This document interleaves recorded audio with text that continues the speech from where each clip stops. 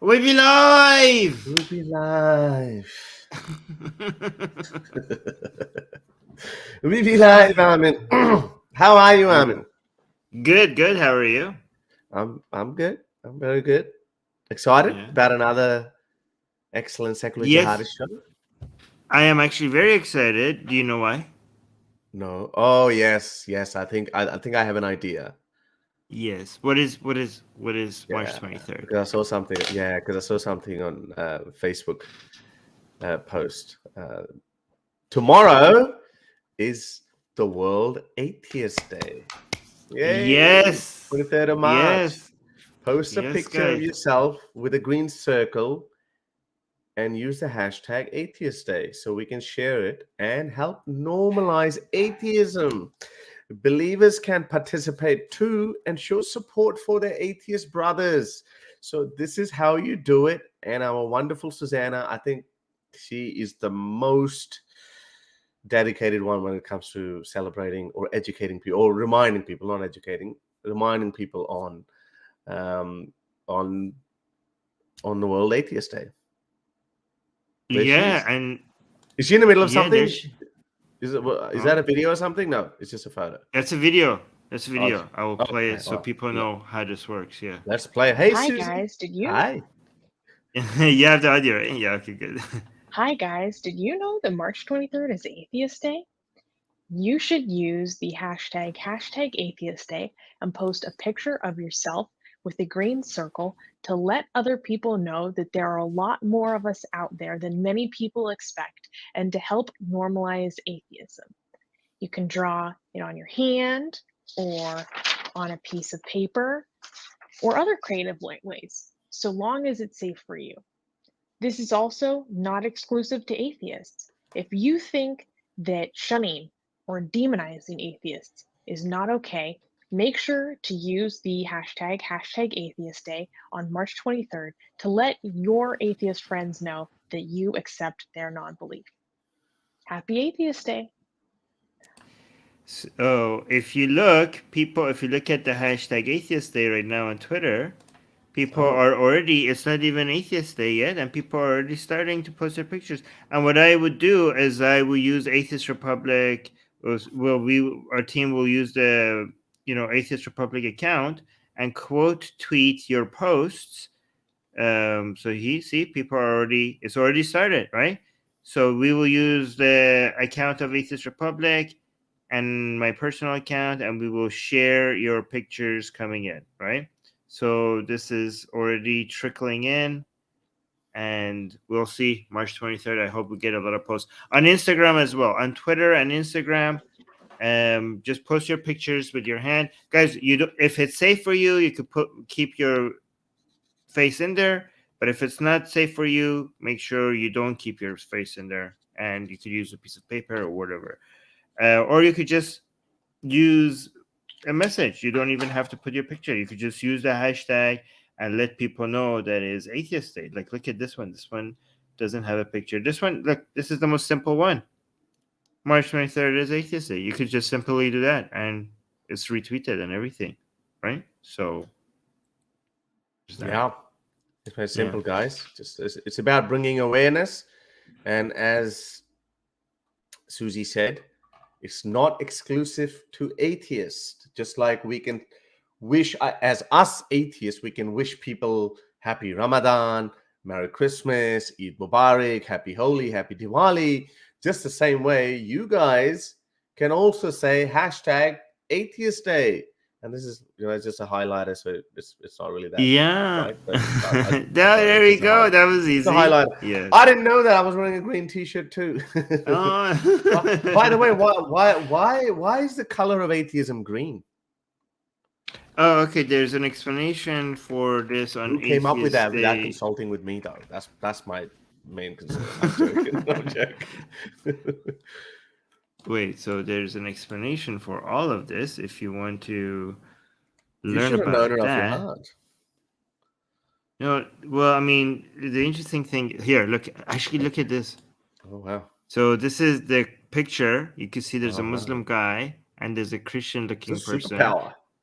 Yeah. So the whole reason why this poster was made with a Muslim-looking guy and a Christian woman is two reasons: is to show, first of all, that believers could also celebrate Atheist Day, because to Mm, show that they are not anti-atheists themselves, they support them. Or also, it's also a symbol of atheists who are in closet, who have to pretend to be Muslim or Christian even though they're actually right. atheists, right? Right. So if you want to know the symbol, you could go to, if you put atheistday.org, it will just bring you to this website, right? So the Right. shape, why is it the shaped circle and why is it the color green? The shaped circle is one of the oldest atheist symbol. It represents symmetry, peace, and harmony. The circle is akin to a zero, symbolizing the null, the lack Mm, or absence of a belief in God, i.e., godlessness. At the same time, it represents wholeness in its in its simplicity, indicating that we as non-believers are not devoid of morality or goodness. On the contrary, we are whole without a God. As such, the circle encapsulates humanism, free thought, and secularism. So, on the color green symbolizes the life and vitality of this movement and the values it embodies. These include celebration of life as we recognize its finite nature, the growth and how do you say it? Vivacity? vivacity. Viva- Vivacity of the atheist movement globally, and the goodness valued in humanity. Its allusion to the its allusion to the greenness of nature demonstrates that we treasure our existence on Earth and wish to protect all life, especially the lives of those at risk of death and persecution for beliefs held and expressed across the world. So Right. that is the reason There's a behind the big green. explanation behind the color Yeah. green, and it seems like it's a favorite color for a lot of people. And obviously, the Green Day, um, it represents environmental friendliness. It also represents Islam. Islam also claims the color green as its own color. Is So Islam claims many colors. Islam claims green, green, white, and black and red. So white, if you white. How does it so claim white? I remember the green, red, and black um are associated with different Islamic empires, right? I Oh forgot yeah, which is which. right. And Yeah, but that's also, empires, though. Yeah, okay, fair enough. I guess the color yeah, green but itself people might have keep, been. yeah, Yeah, yeah, people went yeah. with green. I don't know. I can't remember if there's any hadith that actually shows any special favorism towards the color green. So it could have been a later adaptation. Anyway, Yeah. okay, that's good. Now that you guys know that tomorrow is the World Atheist Day, so get on Twitter or Facebook, Or Circle Instagram. Green, or Yeah. Instagram, hashtag Atheist Day. And here we go. Yeah. Thank you guys. Guys, make sure you do this because we want to, and I'll share it. We will share it, and so it gets a lot more attention. Just make it good. Don't Photoshop anything. That's lame. You know. If we can't take a picture, just use the hashtag. Just say like, on this atheist day, I just want to tell people that we know that you're there. You're not alone, or something like that. And yeah, we will share those. And yeah, so let's make this atheist day really busy on social media so that everyone around the world know that we exist, and to normalize atheism and to break this taboo of being an atheist. So go ahead, go out there and do this. I'm expecting a lot of you posting, so thank you. All right, so I have 6 questions today All from right. Patreon. Guys, the way this works is that if you want to get your questions answered, you could become a Patreon on Secular Jihadists, and you send us your questions ahead of time and we will answer them. Harris also has a couple of topics that he always brings here that I learned a lot from Harris, by the way, because he Really? brings out a lot of topics. Yeah, because some of the things that go under my radar, you bring it up, and I'm so grateful that you bring those important topics that we all Well, I need to think know. So I think the day yeah, later you probably find out from Susanna anyway, because she's usually on top of this. I no, usually some just of them I mean, I I just don't get all I the just bring updates. them. I, Yeah. I just bring current affairs. Hmm. Yeah. Anyway, Guys, thank you. so you could also, other than Patreons, we also answer super chats. So please use the super chat, especially on Harris Sultan's channel, because he's doing a lot of work, and Anyone? you guys are not appreciating his work as much as the time and effort he puts into it. So please That's support Harris Sultan. Yes. that's And right. at the end of the show, we're bringing YouTube members up if they want to talk to us live on air. Short questions, please, if anybody comes up. So, should we go with the Secular Jihadist Patreon questions? Sure. Let's go for it. Okay. Here's the first one. For those of us who became atheists in our late 20s and avoided any conversation with the opposite sex, how do you think we start dating? Most people have dated multiple partners at this point. Oh, okay. So, because of being religious, you think you're falling behind.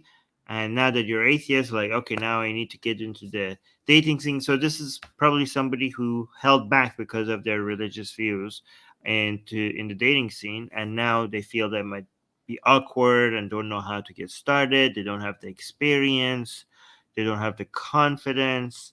Other people have that background, and they're now at an age that they think they are behind everyone else, right? I would say that most people who have had dating experience haven't thought about the best ways to go about um, being a good person to date, right? So if you just put some work into it and just watch a couple of YouTube videos on it, don't go to the black pilled or the red pill community for that, by the way, right? Make sure you get some good sources. You've already caught up, right? The main good advices are make sure to become somebody that you like before you expect other people that like you, right? So try to don't fake confidence is very important, but don't try to fake confidence. Actually gain confidence, so you don't have to pretend that you're confident, and that would be the main attribute that you have that a lot of women find attractive. I'm assuming, by the way, you are depends on if you're a man. I'm gonna give you advice for men because I don't. That's the advice I have. I don't have advice from women that much, but I don't know if you're a man or a woman. What's sex you're trying to date, right? So take care of your health, exercise, achieve something that you're proud of, so that and it shows that you're proud of it.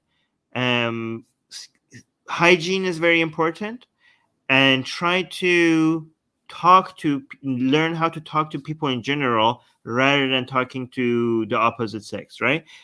There's being an interesting person to talk to, it doesn't change that much with the opposite sex during dating or not. So if you don't have enough confidence to talk to the opposite sex, just practice talking in general to people, right? Just try to have random conversations with strangers that you've just met, people that you're not even trying to date, and just get good at that, right? So when you're outside, I don't know, if you're at the bus stop or you're at a grocery store, like find people that you're not trying to date and just see if you could just have a conversation that makes them smile, compliment them on something, just see if you're good at that. Because if you get good at that with just random strangers, you're going to get good at that with the opposite sex as well. There's not much of a difference, right? See if you could get people to be happy about something that you said, smile, make them smile, say something interesting. And the more you practice makes perfect. The more you practice that, eventually you get enough confidence that you are a good conversation starter, and eventually you're going to be able to do that with the opposite sex as well. And also try to, when you eventually move on to talking to the opposite sex, try to start these conversations in a way that it doesn't seem like you're just trying to sleep with them. Just do it the same way that you were starting a conversation with somebody that you were not trying to date, right? And see where it goes.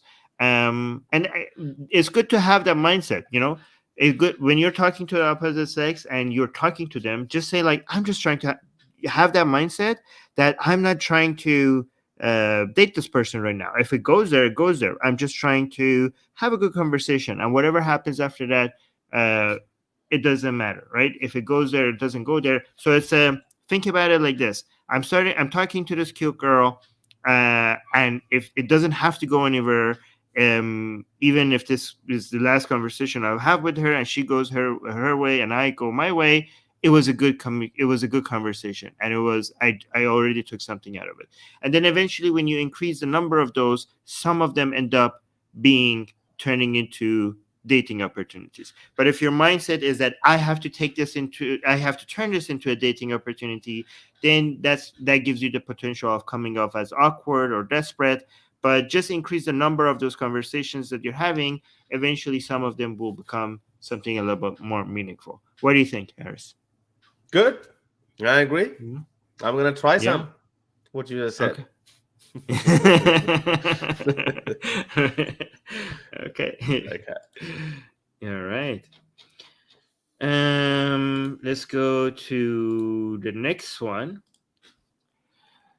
Should you take care of your parents when they are old if your parents were physically and emotionally abusive to you when you were younger?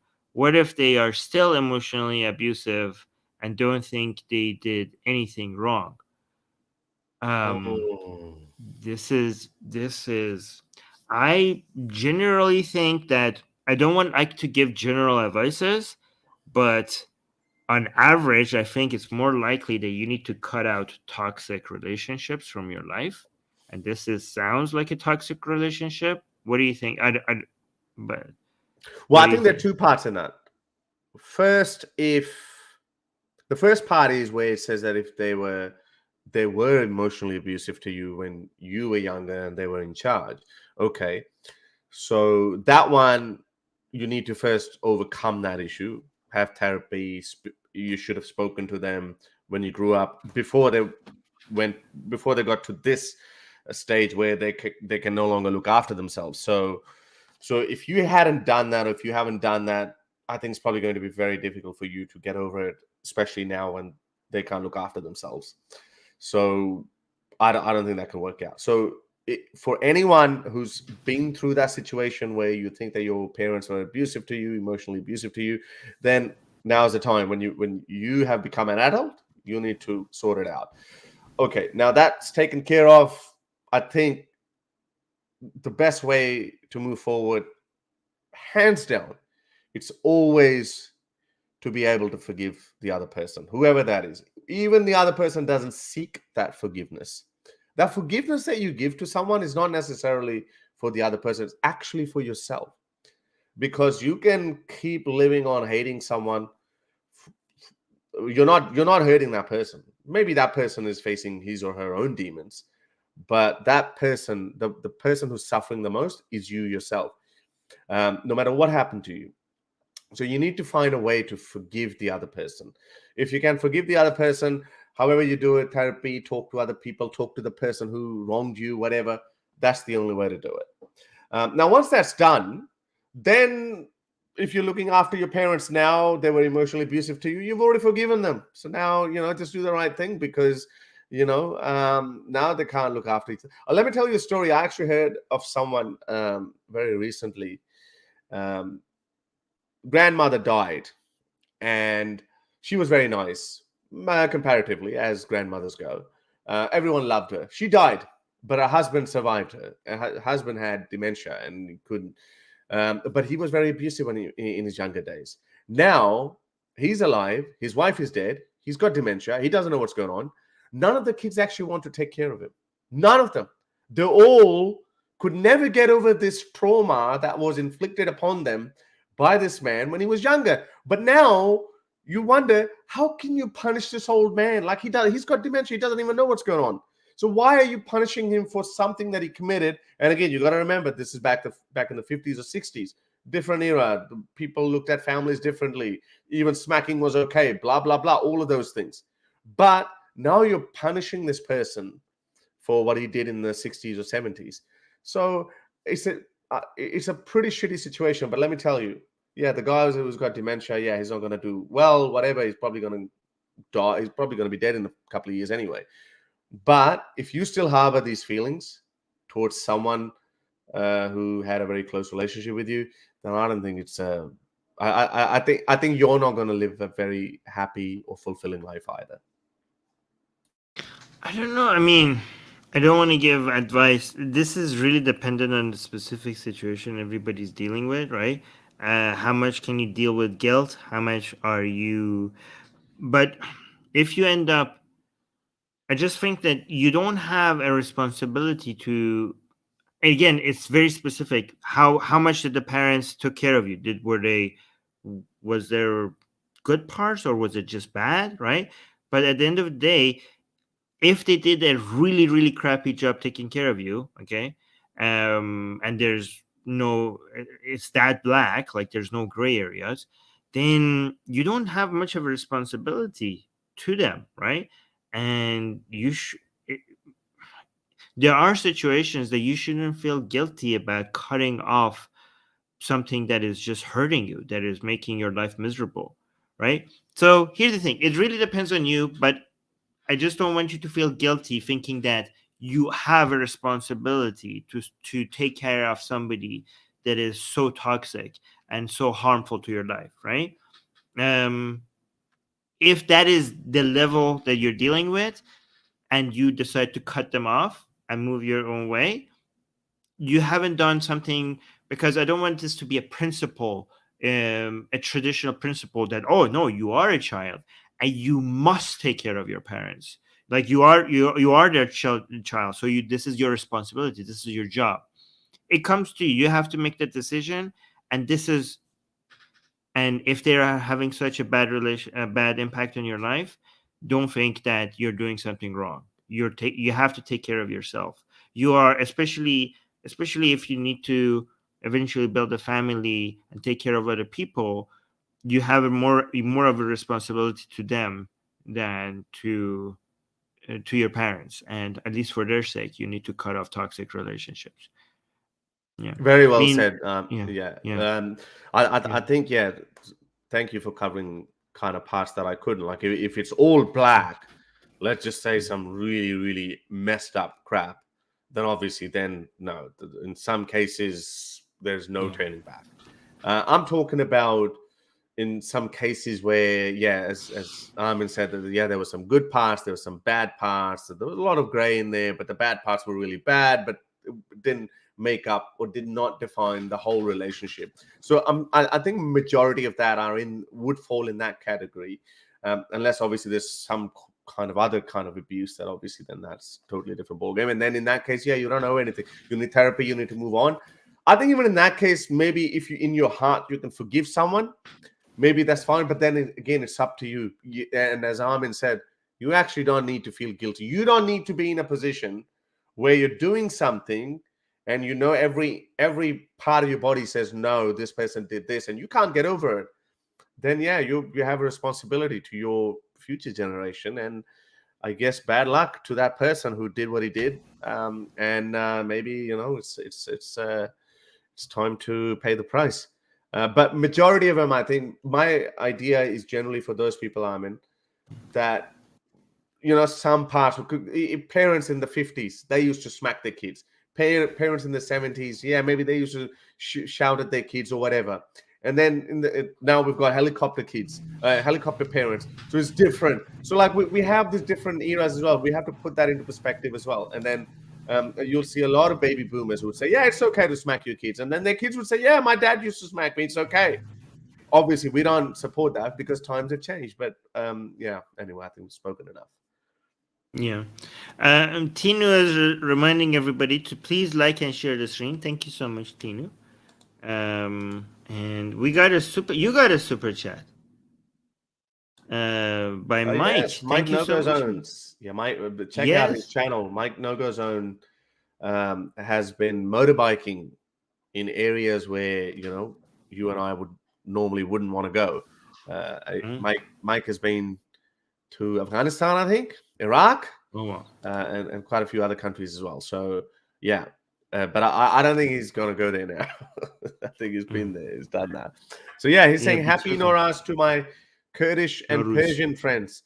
Nowruz, what is this? It's some sort of a. I've seen it, but I You don't don't know. know? Nowruz is the New Year. Jesus Oh, Christ. no. Okay, all right. It's the No, New hang on. Year in Iran. Yeah. Oh, so like is it like the ancient calendar or something? Yeah. It's Oh, the New Year in Iran, and I think a couple of other places, like some parts of Afghanistan, Tajikistan, and the what was it all of built the on? Like, quarters. what was it based on? Like a lunar? Is that a It's lunar? it's rooted in Zoroastrianism and Mithraism, but it predates that but they took some other ancient religions that came from it, but eventually it became Zoroastrian and Mithraism. Now it's more secular, and but it came from those religions and those I wanted to ancient ask you a practices. question because a lot of people, a lot of Indians say that, oh, we're the only surviving culture, and a lot of Indians say that, oh, Iranians should go back to the Persian roots and blah blah blah, like that kind of crap. Egyptians should go back, useless stuff. But I actually, this question intrigued me enough to look into it, and I found some surprising tolerance by the Islamic regime of Iran towards all things Persians. For example, the Gulf of Persia. They said, no, don't change this to Gulf of Arabia. We want to keep it to Gulf of Persia. How do they feel about Nowruz? Or like, I mean, is it like obviously my knowledge is very surface level, but is the Islamic Republic of Iran, as Islamic as it is, not overly or a little bit more sympathetic towards Persian history than they should be, because it should be all Islam? Okay, so I could speak about this for 2 hours straight. Okay, nonstop, Just right? five minutes. Just and look towards the camera. So in Iran, there's a constant battle between the Persian culture and the Islamic culture. Right? There's two main forces, right? And there are groups of people who think there's no contradiction between these things, and you could enjoy both. But the regime itself, from the beginning, tried to replace the Persian culture with Islamic ones, and they failed because of the heavy dose of nationalism that exists in Iran. Khomeini himself hated nationalism, and he always wanted to eliminate it, but he couldn't. It was such a powerful force that he couldn't even imagine to. Like, even from the beginning, like when he was coming back to Iran, they asked him, "How do you feel coming back to Iran after being an exile?" And he said nothing. And he had speeches talking against nationalism and saying that nationalism makes us not lose our allies in other Islamic countries. Like, we need to be all united based on under the cover of Islam rather than Iran. He hated people who loved Iran, and he didn't see anything, which is amazing because he was the leader of Iran and he hated people who loved Iran. But But he wanted to since build it. He wanted to build it on Islam, though. That's understandable. yeah, That's that's more rational. That's what I would have Yeah, thought. yeah, yeah. But the thing is that the Iran-Iraq war completely destroyed that because the Islam was not enough of a unifier or motivation for people to go fight Saddam. People needed to be motivated to defend Iran, and so because of the Wasn't Sunni Iran-Iraq Shia war, wasn't Sunni Shia divide enough to motivate people to fight against these Sunnis who want to no, take take over not at us? all. People would not volunteer for that. People would volunteer to go defend Iran. Iran. Yeah, Okay. not So that's so. nationalism. So basically, up to now, what I understand, you're saying that nationalism was the stronger factor. Even Yes. Khamenei could not kill it, even though he hated it. Yeah, so they had to make a brand of nationalism that was in line with the Velayat Faqih version of Shia Islam. So they tried to make Iran a great country with the Shia ideology that they went and dug hadiths to try to make Iran the country where the Mahdi has chosen to come back, right? So they realized that they can't get rid of nationalism, so they wanted to create a version of nationalism that was in line with Shia Islam, right? With their version of Shia Islam, and they have so many different hadiths and sayings that try to support that claim, right? How Okay, so what happened then? Khorasan and So he hated so it. Where are we now? So where we are now is that we have a lot of mullahs in Iran that constantly try to say that our holidays need to be as the Islamic ones, not these Zoroastrian ones, right? And this is kufr. This is going back to pagan Zoroastrian religions, and this is an insult. How is this legal? But the government itself has the official knows this is something that they cannot go back on. Like even they were early in the revolution. There was a threat that they might destroy Persepolis, which is like the Achaemenid castle there, right? But the Islamic Republic tried to. Khamenei had spoken against the ancient kings of Iran a couple of times, but at the same time he was like, "Oh, we need to. This is part of our history, and we should admire it, but also remember that these kings were evil and they were not good people that we should." So he tries to have it both ways, right? So if you look at the regime keeps on when they have the new year, so they recognize the new year, the Zoroastrian new year, and they say Happy New Year to everybody on that day. The calendar is based on that new year. Everything is based on that. And every new year you have some more extreme mullahs compared to the government come out and be like, what the hell is this? Why are we doing this? Why is our holidays? We need to make the Islamic holidays more important than these pagan ones. But you can see when Khamenei comes and gives out his speech on New Year, he doesn't have the symbolisms of the New Year. So I don't know if you want me to show you, for example. How many? So some years they put like just one thing from the half scene. Do you know what half scene is? No. Here. So if you look at, okay, so yeah, I can't find it right now. But half scene is the way you celebrate the New Year. Like everybody in their home has this demonstrated here. Let me show you. Hold on. You can see people celebrate the New Year, right? With a half scene. So there's seven things with that starts with the sound se, and That's each beautiful. one of them represents something. People like my dad sent his picture of what he has, right? So this year, for example, you can see less. There's supposed to be a book always there, right? But look at, for example, this picture, right? Usually it's a Quran to make Islamize it a little bit, but some people don't like to put it in Quran, and they put Hafiz, which is a Persian poet, or Ferdowsi for the ultra nationalist ones, right? For the very nationalist ones, like the book of Shahnameh, right, which is another Persian poet.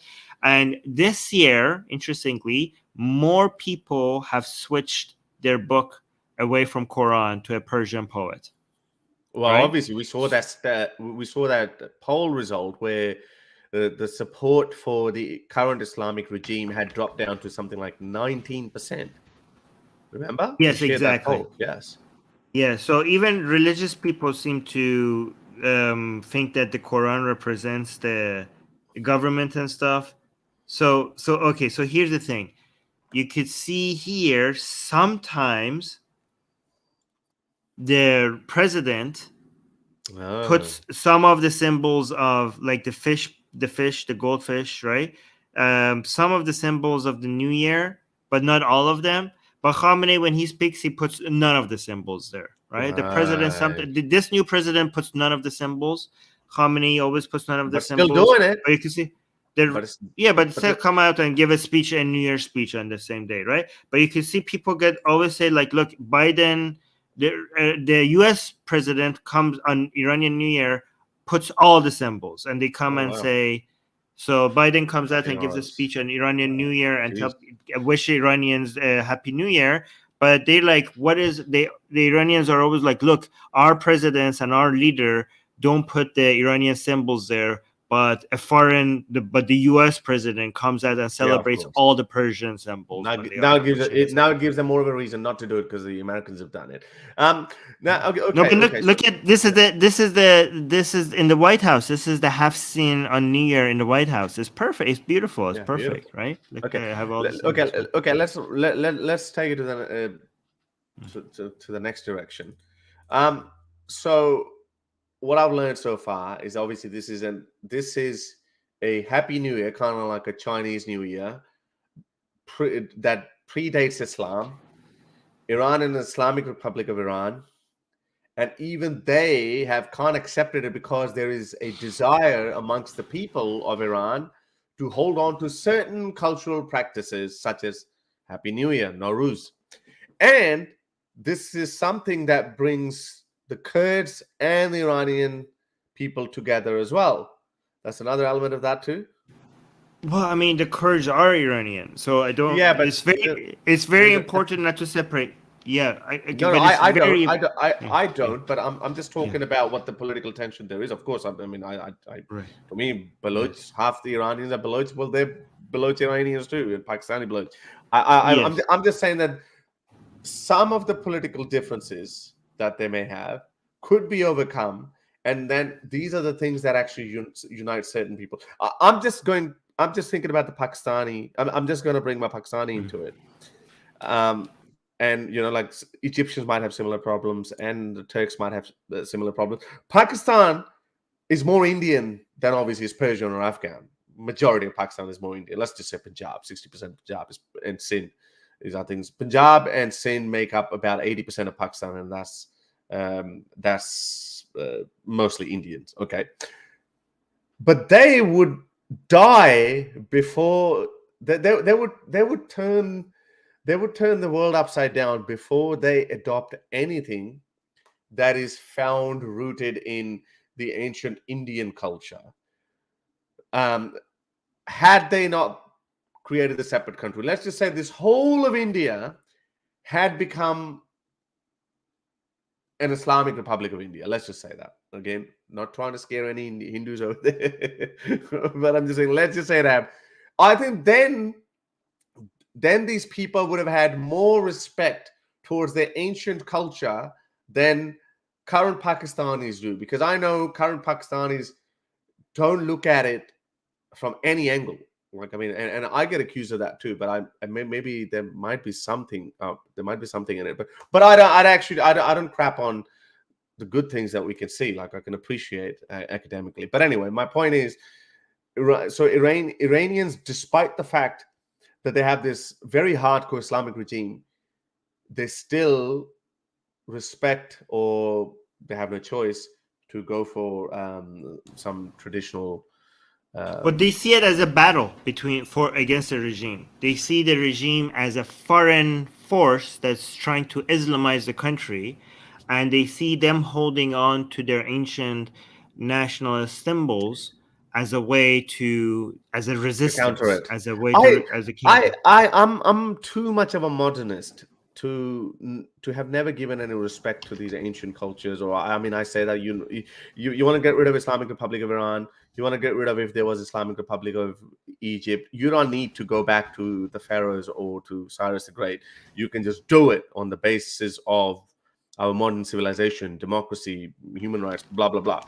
Um, but how do you see that though? Because obviously, this seems like people obviously feel the further away it is in the past, people have this kind of motivating force that propels them to achieve Yeah. some amazing things. Like I mean, I just can't see it. Like I mean, I don't know. Like, what are your thoughts on that? Do you think it's important then? Um, I mean, it is what it is, and I think it's so deep rooted that you have to deal with it as a reality rather than like I have my personal taste, and I think people need tradition, okay, and people need rituals and tradition. It is part of the human psyche, and some of us don't understand that because we're just black sheep. But just because we don't relate to it, we can't deny it as part of the a human desire and need Reality. as such an important the Right. reality that people need it, and people see value in tradition, people see value in history, people see value in rituals, and there's a lot of scientific evidence that shows that rituals actually are a human need. I'm okay Yeah, with yeah, rituals though. yeah. I'm okay with rituals though, but I just don't understand the desire to seek validation for it. Like, I mean, Iran is not going to stop becoming Iran if let's just say there was no references to people were not celebrating Nowruz, people were not celebrating any other pre-Islamic Iranian traditions. Iran is not going to stop becoming Iran. Right, Yeah, but but why do people seek validation? I see that obviously in India, which I'm more familiar with. I see that in India, people just like say, we did this, we did this, we did that 3,000, 5,000 years ago. I'm like, okay, yeah, then what? What's the point? But I well, see the desire to say that, hey, look, we did it. Look, most of that is well, bullshit anyway. But because my mind and your mind is very individualistic, right? But people, so when we are looking, when me and you define our identity, we look at our own history, our own personal history, and our own personal failures and achievements, right? But other people's minds, most people's minds, works as a collective, right? And when they define themselves, they define themselves as part of something greater than themselves, as part of a collective, as part of a group.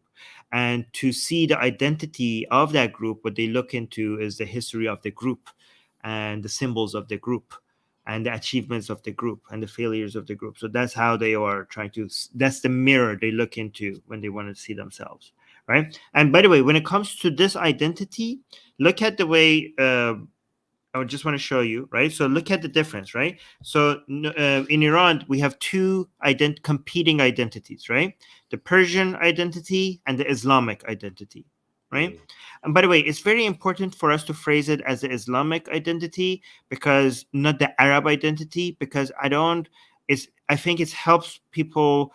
This becomes people versus a religion rather than people versus other people, right? A lot of people are talking about the Arabization of Iran, and that would cause a lot of racism. So I think if we're describing this thing, Islamization would be a better way to describe it rather than Arabization, because I don't want to promote any form of racism, right? But you can see if as the Persian identity, people look at Nowruz as the main. There's a couple other Persian festivals and days that people enjoy, right? There's a lot, but Nowruz is the main one. Nowruz is the main Persian day, right? And Kurdish, sorry, not just Persian, Kurdish as well, right? And you can see it's colorful. It celebrates life. It's happy. It's festive and all of that, right? And then if you go to the main, what is the main Shia festival day? It's Ashura, right? Ashura, So yes. if you switch, you can see black, Oh. you can see blood, you can see. So if you look at Ashura on Google Images, you see a lot of misery, you see a lot of crying, right? So don't show too much of it. Okay, don't share. I'm gonna go back to Nowruz, which is safer to share, right? So people see, like, look at basically this Iranian people describe this as the battle between happiness and sadness, between light, literally light and color, versus darkness and black, versus blood is red too. Blood is colorful too. Yeah, I mean that's where you get color. When you get color in shiz, and when you draw blood, that's the only way you could get that's the terrible. color, right? That's horrible. Yeah, but you can see the difference. It's the difference between happiness and misery. Like the images just speak for themselves, right? But surely that's a terrible generalization. Yeah, I'm sure in ancient Persia there would have been terrible. There would have been lots of blood and suffering and misery too. Yeah, of course, but at least what you kept, what you're celebrating is a celebration of nature, happiness, light, people coming together. But like the Shia tradition, the Islamic Shia traditions are celebrations of killing, of sadness, of misery, of black, of things that people don't like, right? Yeah. And also Soha is bringing up something interesting. Very good point. Soha is saying, I was going to say that too. Yeah. Yeah. Isn't that beautiful? Okay, so Nowruz, Ramadan, and Atheist Day all happening around the same time. Not at the same time. I think the same day as well, because I think tomorrow's Ramadan for Shias. Tomorrow's Atheist Day. I don't know about Yeah. Nowruz. Is it Nowruz tomorrow as well? Nowruz was 21st, so Ah, almost okay. So started. Nowruz. But it's 13 days, so it's basically the Nowruz celebration is matching with Ramadan. And people see this year in Iran, this has turned into a battle more than before, right? Yeah. Because Ramadan is an Islamic Clashing. tradition, and Nowruz is the Persian one. So now more than ever, people are going to watch and see which one is going to be taken more seriously. The Ramadan is going to be taken more seriously, or Nowruz is going to be taken seriously. So Go now, Nowruz. yes. Okay. Yeah. All right. That was very educational. I think I can take 2 or 3 bits out of that. Oh, okay. 'Cause I wanted your thoughts. Okay, so let's go from one culture to another culture. Now, this is why a lot of things in cultures put me off. And I'm going to be Jordan Peterson for a moment. Just like Jordan Peterson said about Kalima. He said, why are we expected to... I'm paraphrasing it, and I'm detailing what he meant to say. That why are we, whenever we look at something exotic, some exotic cultural tradition or activity or festivity, we say, oh, isn't that beautiful? Screw this. What am I going to say this? What am I going to do this? And again, I'm Indian as well. So to me, it doesn't really matter. It's not exotic for me. Kinda is, because we were separated from mainstream India, but it's not really that much of a deal. But we look the same, so I think I can take the liberty of making fun of this. And what I'm about to show you is gross. And if you're a non-Indian or a non-Pakistani person, non-subcontinental person, it's okay to say that this is disgusting. This is terrible. And you don't have to go like, oh, that's so beautiful, just because it's exotic. And I don't want to seem racist if I made fun of that.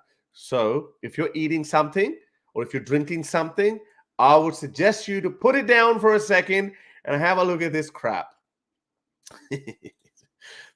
There is this temple in India, Bikaner, Rajasthan. It was founded by a woman named Karni Mata, in which people worship rats, and then they drink the milk that's been drunk by rats, and they use the same utensils, same plate, same everything.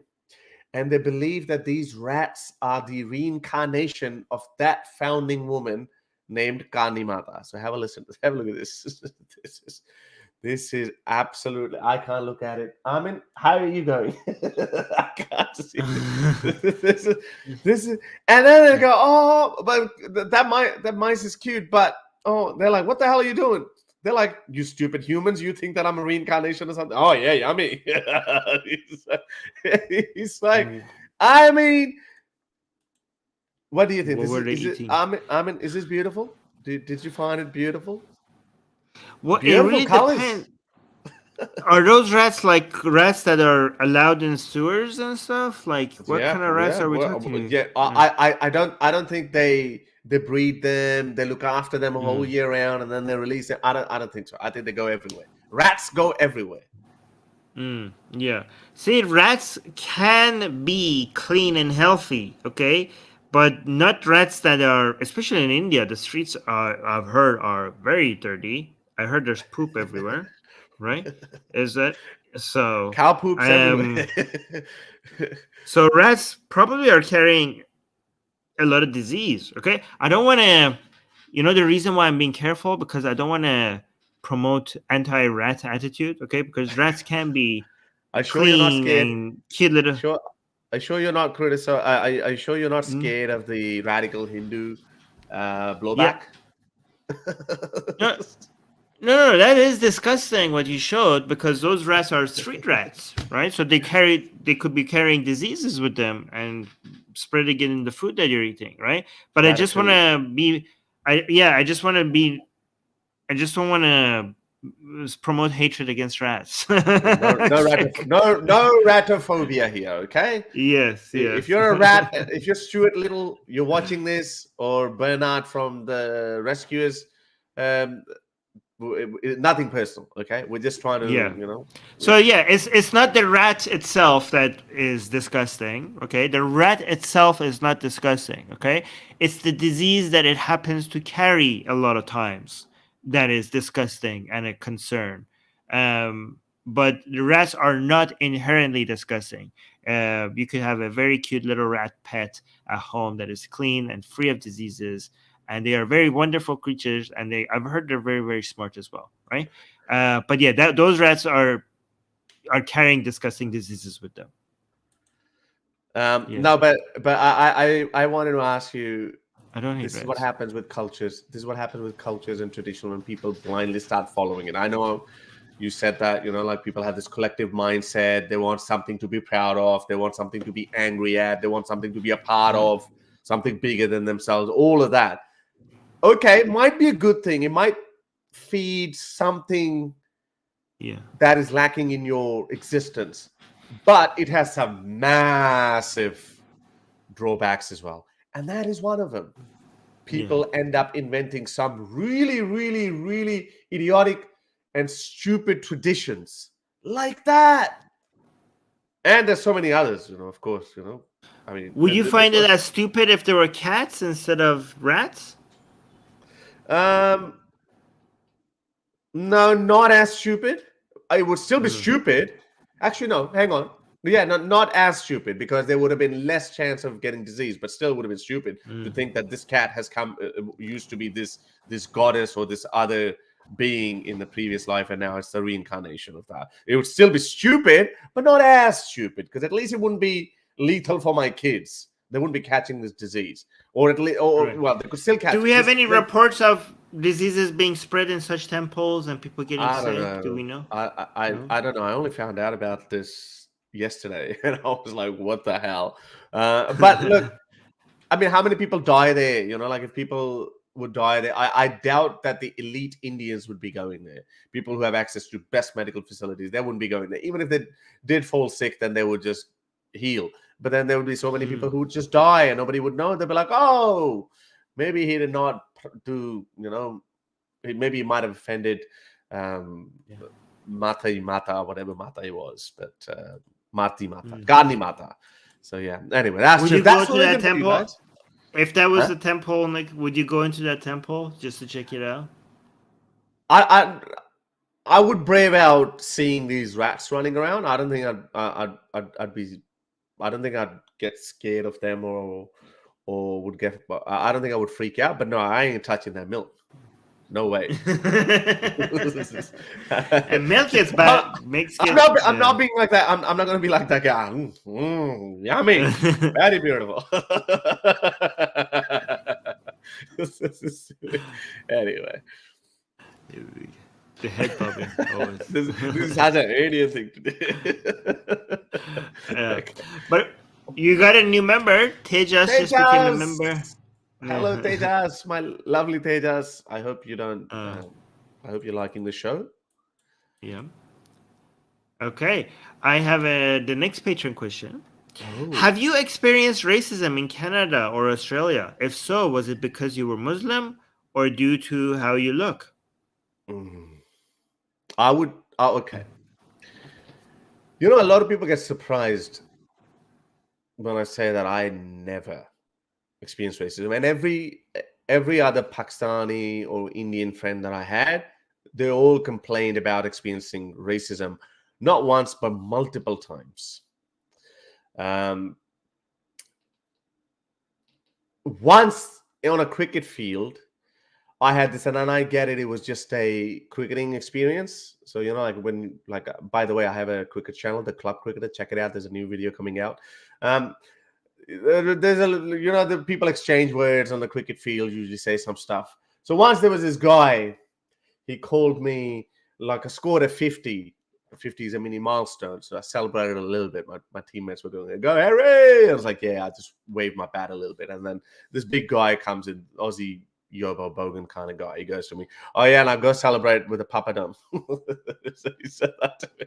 So I was like, "Okay, all right. I see you should be ashamed of yourself for saying that, but that's fine." Coincidentally, when he came on to bat later on, I bowled at him, and I bowled him. And then so we were all like, we all went up, like I got him out. And then I said, "Go have a cheeseburger, mate." And he just took it too personally. And, like there was this argy-bargy, and he pretended that he was going to punch me. And I was telling my friend, he was a big guy. I was telling my friend, "Hold me tight." "Hey, yeah, come on, man. What do you want?" So anyway, nothing happened. That's one incident.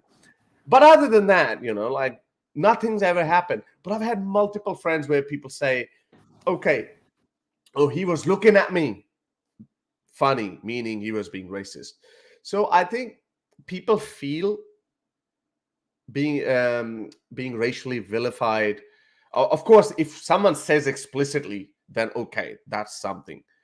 But I think most of the time, a lot of people feel being racially attacked when it's all in their head, and it's got nothing to do with your race.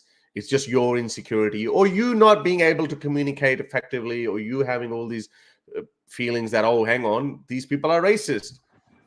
So I reckon most of the time that's what happens. I never looked at anyone else other than me as like, "Oh, are you racially judging me?" I never looked at it. It has never been in my mind, because maybe in my own mind I always think that, like, "Oh, chest out, I'm the best thing that ever happened to the world. I'm walking around. There's no one who's looking at me. You're looking at me because you want to be like me." Or but he's probably looking at me like, "Oh, look at this brown person. Who does he think he is?" But I'm thinking in my mind, yeah, I own this joint. I'm walking around. So maybe that's why I never feel that way. And I always have recommended people, unless someone says explicitly, like, for example, that guy told me, like, "Go have papadum," I gave him a quirky response back too. In fact, I was actually sitting on it, because like that happened an hour or two later. So no, I would say no. Australia's been very kind to me. And not only just Australia, I've traveled, thanks to Australian passport, I've been able to travel to, I don't know, 30, 35 countries. I've been to some Eastern European countries too, where people say that, oh, they're a bit more racist. I've never felt anything. I've been to Serbia, Poland, Austria. Everything's been nice. That is not to say that there's no racism. I'm just saying I, as being a brown person, I've got nothing to complain. What about you, Armin? Well, I have had some experiences. I don't know if they're racist or not. I have 3. I will tell you, Harris, what they were, and you tell me if you think they were motivated by racism or not. Okay? Because I don't know. One time in Vancouver, I was waiting, Vancouver, Canada, for people who don't know. I was waiting at the bus stop, and this random white guy that I was not in a conversation with decided to just tell me that, Canada was so much greater when they didn't have all these immigrants here. So I don't know why he would decided to tell me that, but he just decided to tell me that, right? So I'm like, okay. I didn't want to have a conversation with him, so I didn't carry a conversation with him. So that's the first one. Do you think that was racism? I think yes. So he just randomly told you this. Just randomly started talking to me about how much Canada was greater. Yeah. Yeah, I think it was pretty much. Yeah, I think it was racist. He was. Yeah. Okay. So the second time I was walking in the street. But let me ask you a question. But before you go there, because I reckon racism and xenophobia also has a very thin line between the two as well. If you spoke, had he actually heard you at that point? Had he heard you on the phone? Had he heard you? Nope. Okay, so you were just sitting quietly. Yeah, standing at the bus stop. Yeah. Okay. Yeah. In that case, yeah, it's just racist. Yeah, I think xenophobic, racism, everything. Yeah. The second time, I was walking with my wife on the sidewalk in the street, and this white lady decides to just walk right into my wife, like hitting her shoulder, and walking back and turning back on us and telling to us that in this country we walk on the right side of this sidewalk. Right, so on the sidewalk we were on the left side, right and right side, as like I think this is a harder rule with cars, not with pedestrians, right? I don't remember people having such a hard rule with which side of the sidewalk you Which side walk. on the escalator are you on? Like, you know, the people who just Well, stand and the people who just leave it open for everyone to no, run no, up and down. I follow that rule. Like when I'm Uh-huh. standing, I'm on the I No, do but follow it's a that. little bit different. Like I've seen, it's different because Australia is very similar to Mm, England. Like we have left Yeah, hand yeah, drive. no, but that's the escalator. I'm Yeah, talking yeah. about the Okay. sidewalk in the Sidewalk. street. I don't. Yeah, yeah. There's no You're right. rules that you have to There isn't. walk on the right side. There's not much rule. But this lady decided to just chest bump my wife and tell us both that in this country, blah blah blah, something like that, right? So, do you think that was racist? I reckon she was just pissed off, and then because she saw, let's just say if you were let's just say if you were both white people, and let's say you were overweight, then she would have said something else. She would have thrown an insult about your body shape. I think she was just pissed Mm, off. So I don't I think that person might not be racist in general. It's mm, just a situation. That the first guy is definitely racist because he's probably observing. He's looking at things. He's like, yeah, look at this, that brown person, that black person, that Asian person, and oh, only two white people. Everything's messed up. So he's definitely thinking along those lines. Yeah, she's just angry about whatever. She probably want to walk fast. And she's like, yeah, it just happened to be two oh, non-Canadian, non-white people in front of her. By the way, you look I good white anyway. actually, I actually have four examples, and because I don't want to Oh, just talk about white guys only, so I have four examples, right? So the third example is this lady, who we were eating with, asked me if I no, she didn't ask me. Like I ordered something that had pork in it, and she was surprised that I'm eating pork. I was like, "You really eat pork?" I'm like, "Yeah." And then the entire time that I was eating, like, "You're really gonna eat that?"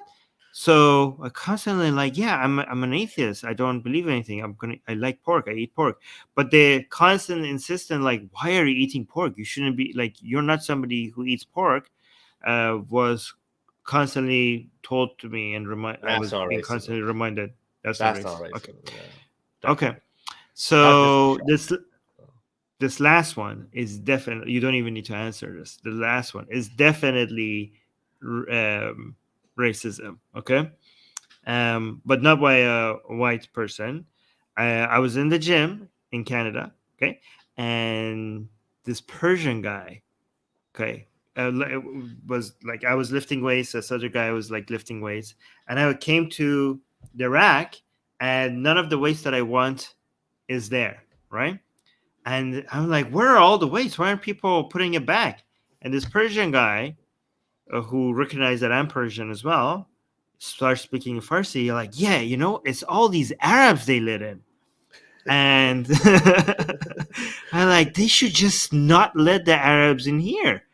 And because look at these, they're like uncivilized people that they just don't put their weights back. Waits back. Yeah. And I was like, if there was if we lived in a country where the gyms were allowed and enforced, like not letting Arabs inside the gym, they wouldn't. They would probably not let me and you in either.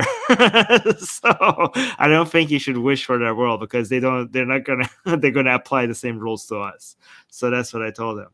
That's right. But That reminds yeah. me. Yeah. Anyway, that actually reminds me our next story that we're going to talk about it too. So yeah, I think we've answered that question. I think your incident 1 and incident 4 were definitely racist.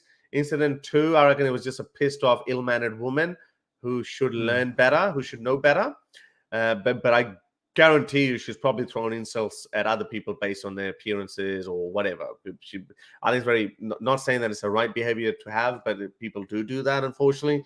But number 3 was definitely not racist. I think she was just shocked. This person was just shocked, like, "Whoa, you're a Muslim, bro? Don't eat, don't eat pork."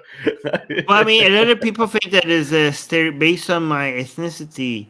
She was assuming my behavior, so some people might suggest that that's kind of racist. I don't know.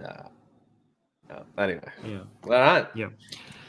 All right. So what is this next thing that you Oh have? yes, should I talk about it now? This is very troubling and worrying and heartbreaking. Mhm. Yesterday, it happened a few days prior to that, but yesterday this video started doing rounds on social media.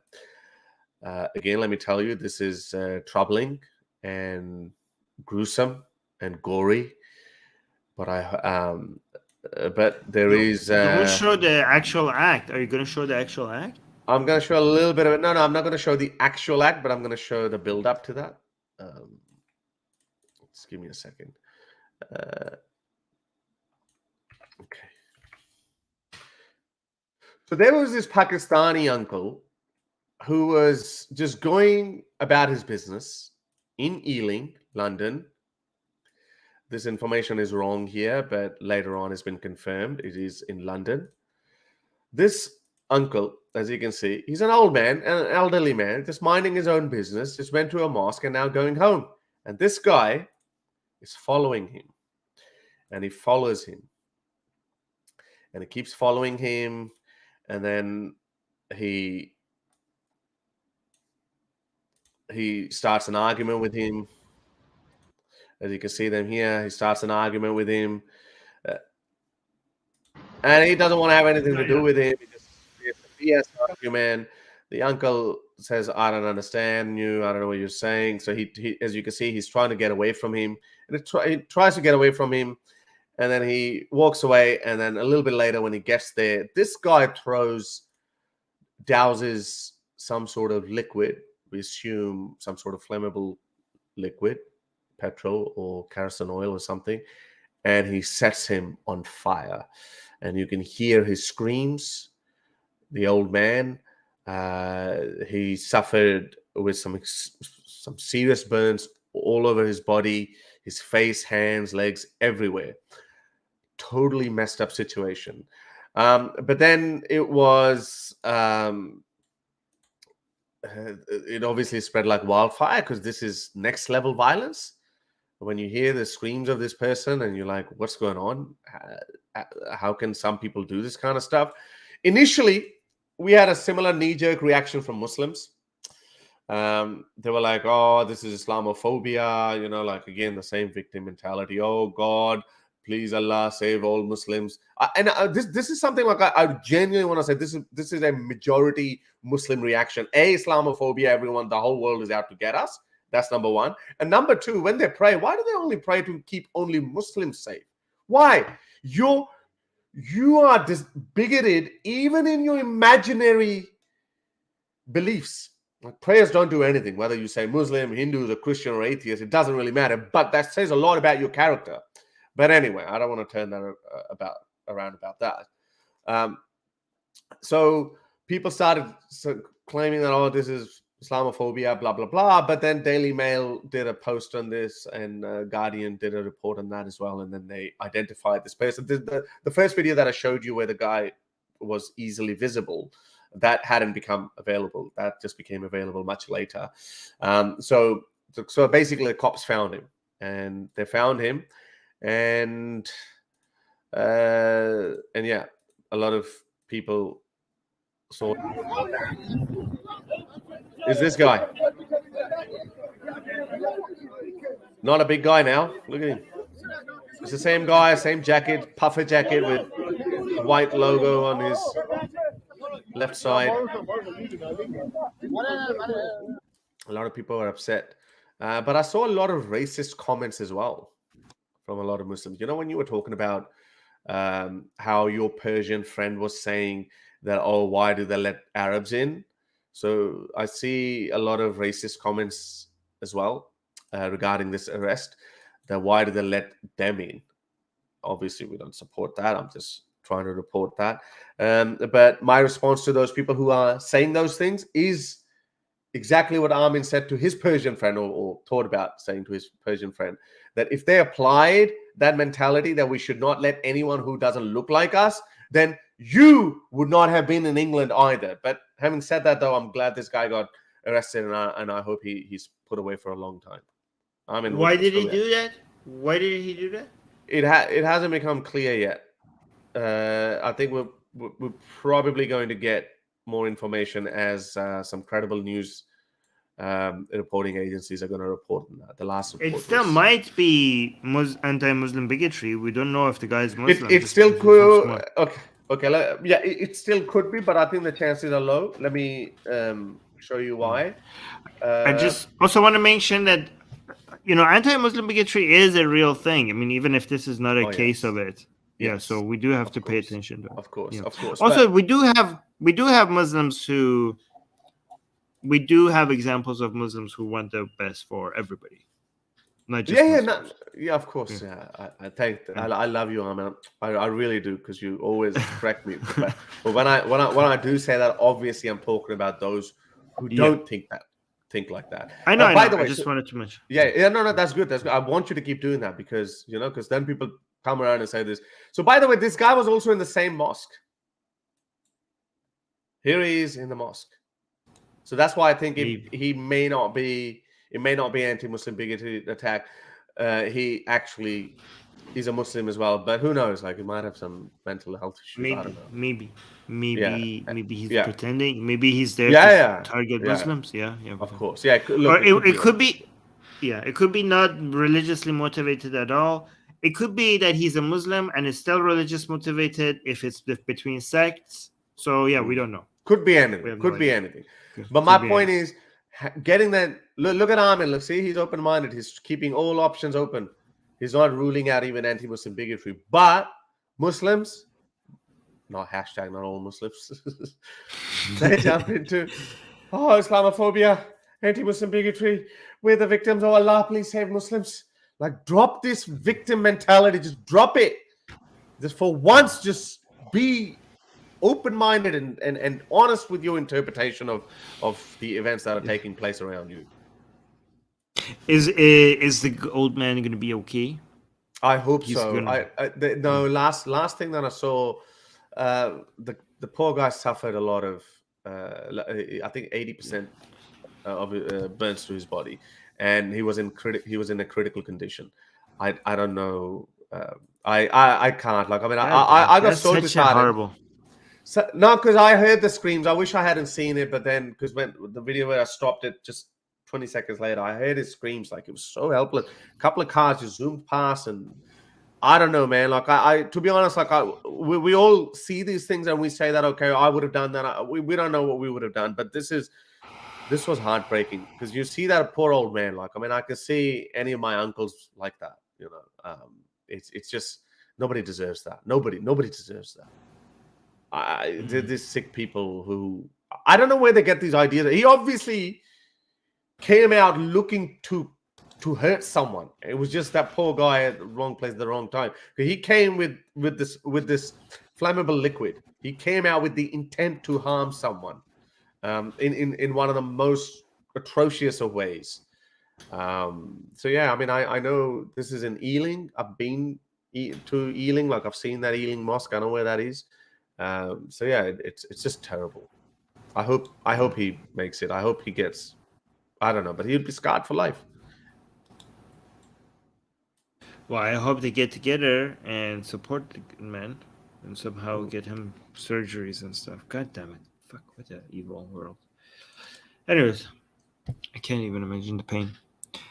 By the way, I just do want to mention that killing with fire is specifically anti-Islamic, because there's a hadith that they tried to kill.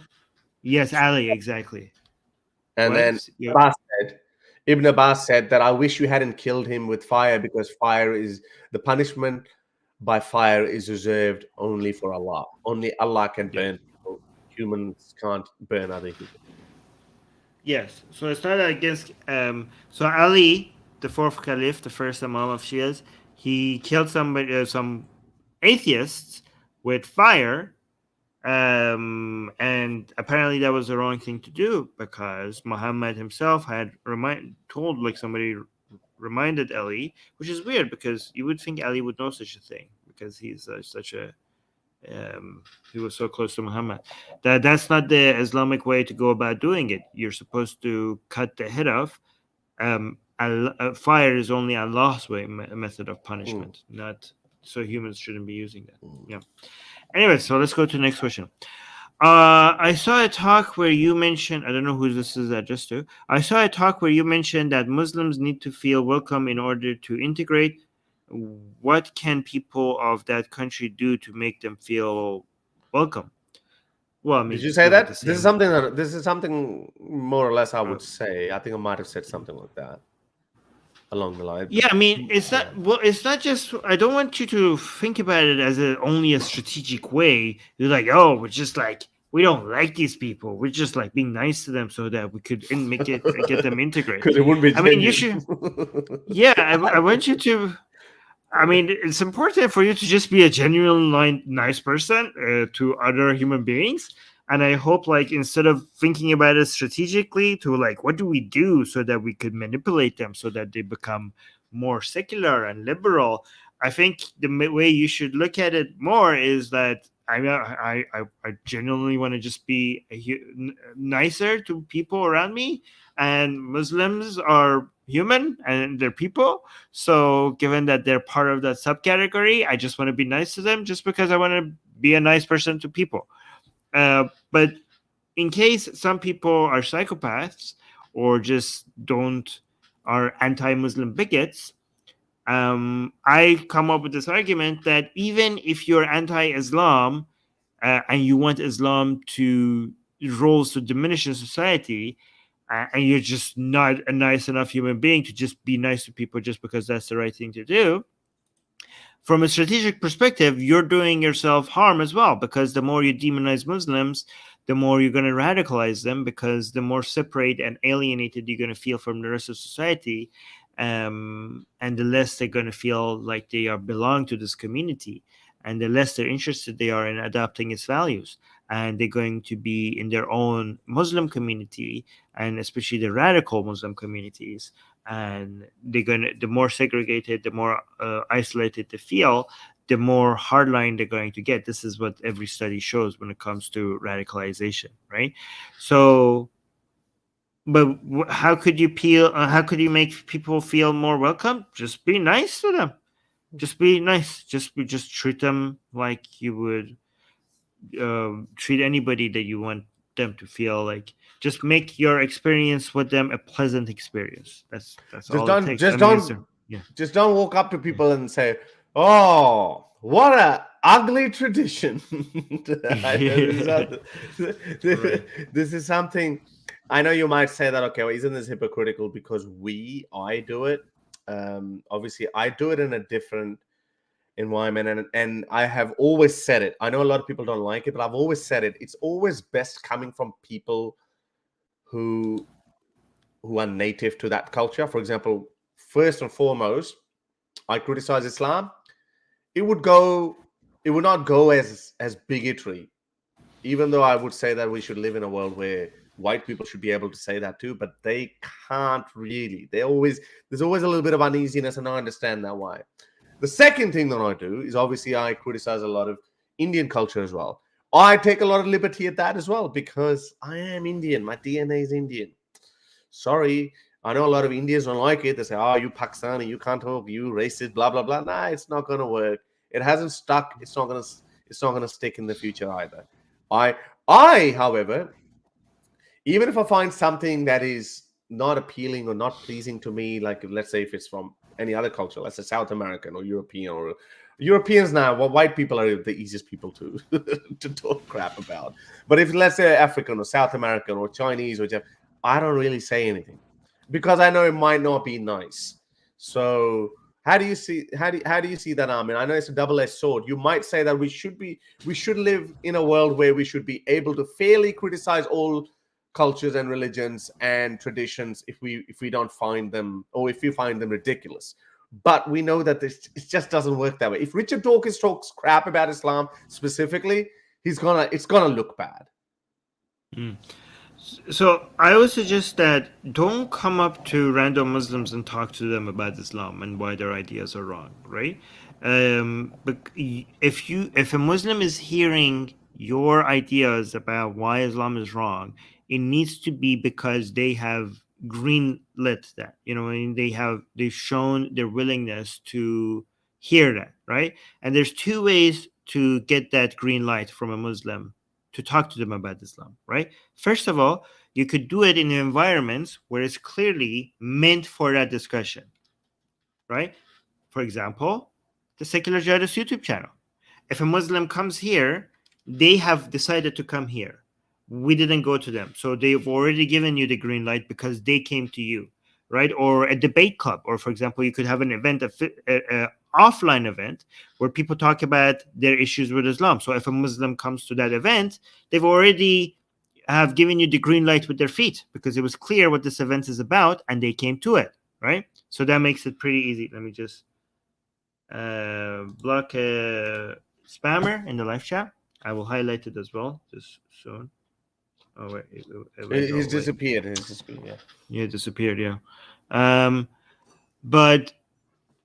Yeah, but for example, if you meet a hijab, like if you're walking But I mean, in, just let me say, like for example, if you meet a hijabi or a Muslim man and it's clear that they're Muslim, the fact that they're Muslim does not give you the permission for you to just go tell them that Islam is wrong.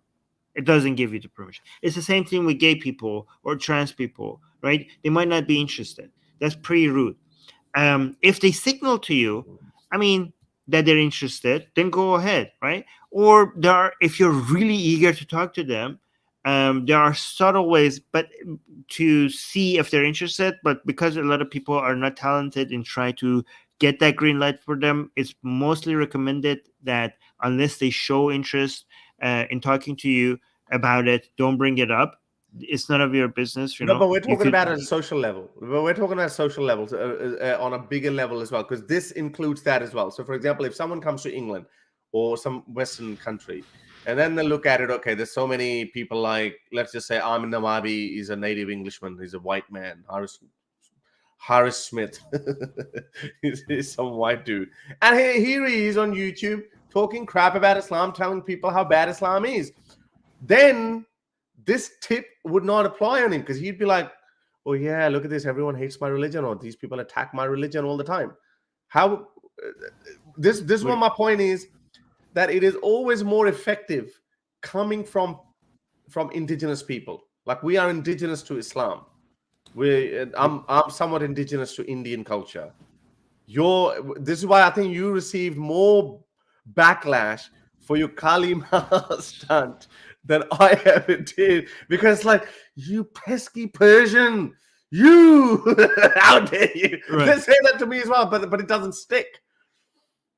Yeah, but that's I don't care about the backlash. I'm talking about what's welcome, or because if you follow what I'm saying, these principles that makes what you're doing moral, then the backlash, whether it happens or not, it's not, you did the right thing, right? So I go after Islam against Islam very harshly on platforms that are meant for that.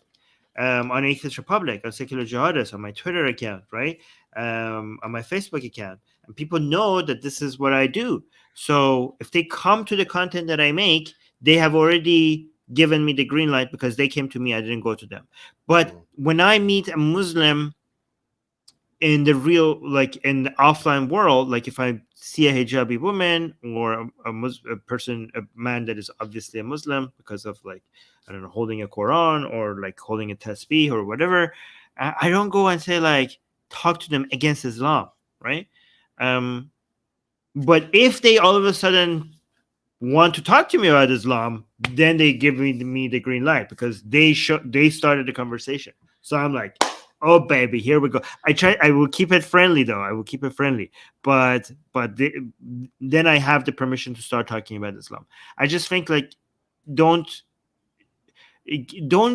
shit where you eat, right? In your personal life, in your backyard, in your city that you live in. That's not a place where you're supposed to go. And but here's the thing. You could do that when Muslims are inviting. Muslims sometimes have events, right? They have events on campus, say, come ask about Islam. Or they have an open mosque day where people can go and learn about Islam. Again, keep it friendly, keep it civil, but those are areas where they already created an environment for you to go have a conversation about Islam. So that's already a green light. There's obviously a green light, but just wait for that green light. That's very important for you to get that green light. Don't make someone's hijab an excuse to talk to them about Islam. That is not welcome. That Yes. is you making an environment and not friendly That, to people. that's a very good point, because I run into hijabi. I see a hijabi woman every second day or something wherever you go. But like, never do I think about that I should say anything or I should stare at her or make her feel uneasy. It's just the same as if someone is wearing a short skirt or a mini dress in a place where you might not expect it. It doesn't give you a reason to stare at that person. It doesn't give you a reason to make that person feel uncomfortable or even approach that person with the topic. How would you feel if you're wearing a baseball cap back to front and all of a sudden someone walks up to you and say, hey, this is a very ugly tradition introduced by the Yanks. You wouldn't appreciate that. So no, it's got nothing to do with that. Okay, just a correction. Actually, not a correction, but an update on my previous segment that we were talking about. There actually, now it is I was getting conflicting reports whether there were two incidents or one incident. So there were two incidents, one in London, one in Birmingham, and now the police are investigating and looking at the same suspect for responsible for both incidents. So this actually happened. The Guardian one that I showed you, that guy, hang on, where is it? Let me show you this. Where is this? This one was in London.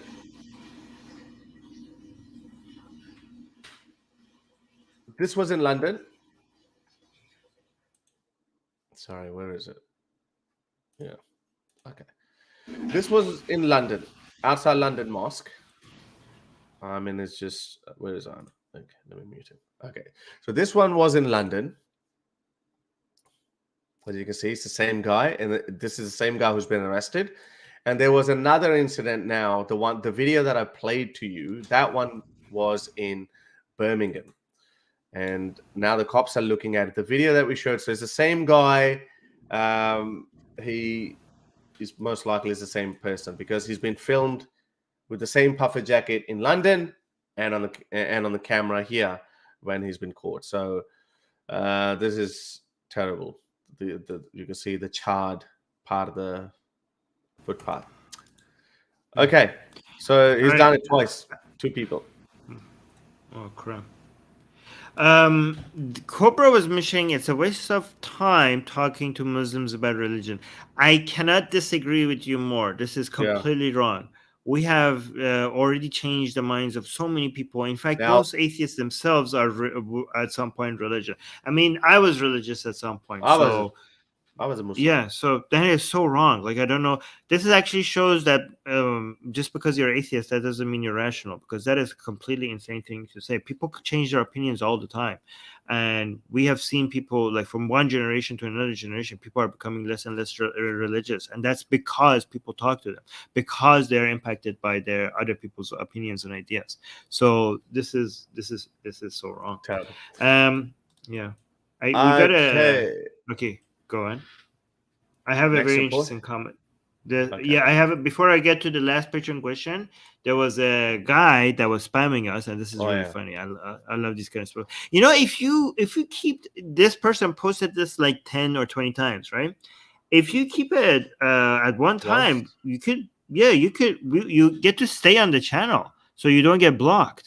So you get to keep telling us what we're afraid of and why are we cowards and why are we stupid if you just like post multiple different questions instead of like posting the same one 10 times. So we get to see more of your comments against us if you just don't spam them. Okay. So the comment is, Armin and Harris have nightmares about Islam growing rapidly. You cannot stop Islam. Allah will send his punishment upon you guys. Here's an interesting thing. If we're actually if we're actually selfish, we would actually benefit from Islam growing, me and Harris, right? So this is, I don't know why you think we're afraid of Islam growing, but if we were sadistic people that we just wanted to, it would be great if Islam was taking over the world and there was radical Islam everywhere And more and demand for people like us. yeah. So this is, it's Booming actually industry. against our interest for Islam to become less and less relevant. But thankfully, me and Harris are not sadistic people. So if anti-Islam right now, you can see Islam becoming more and more liberalized in Western countries. So I it's think it not as much is. of a, yeah, it's not as much. It's losing its teeth. It's become, so it's not as big of a threat as it used to be. So less people are concerned with Islam than before, and that's a good thing. That's a good Very thing. important, So we're very happy. interesting point you made. I want to actually ask you this: is it our complacency, or it is something that we are seeing? Because a lot of what we see on social media is a somewhat reflection of your society at large. And when I see these traditional radical looking Muslims with beards and like with their trousers above their ankles and all of that, and they are spending more and more of their time on social media arguing with you, telling you, hey, like, oh, wife beating didn't mean this. Yeah, so what's wrong with that, bruv? Yeah, come at me, bruv.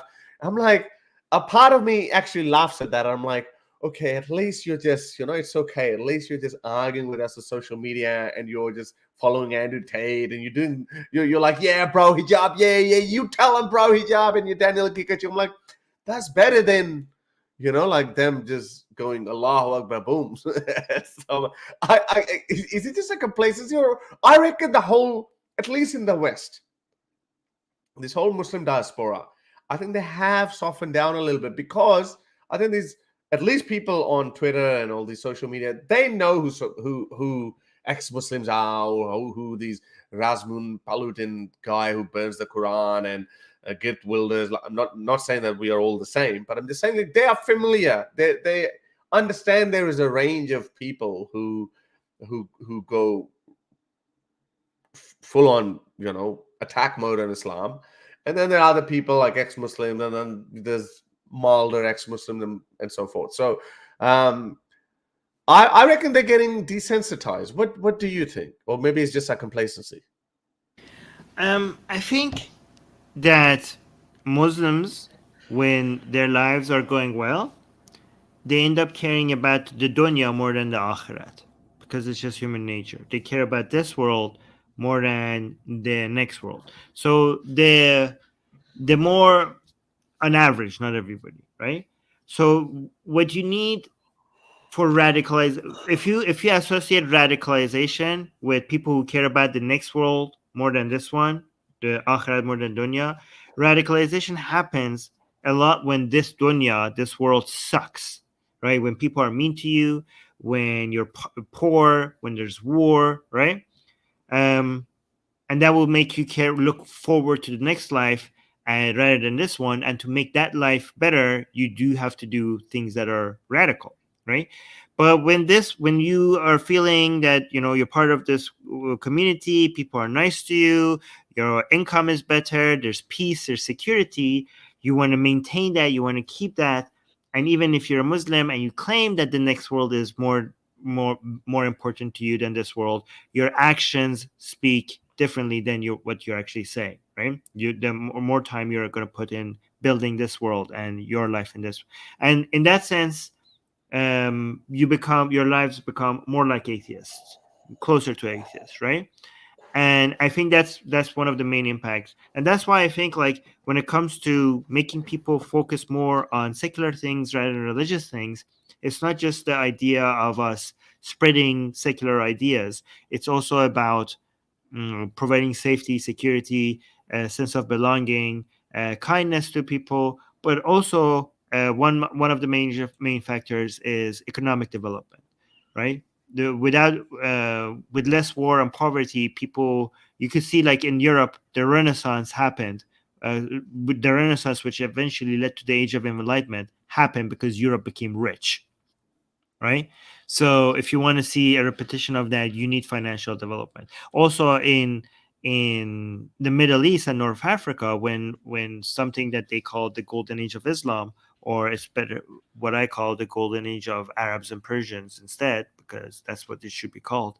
It happened because the empire was getting rich and it was moving away from religion, closer to worldly things, science, philosophy, politics, arts, and stuff like that. And that's why it was, even though it had a religious base, it was becoming less concerned with otherworldly affairs and more concerned with this life.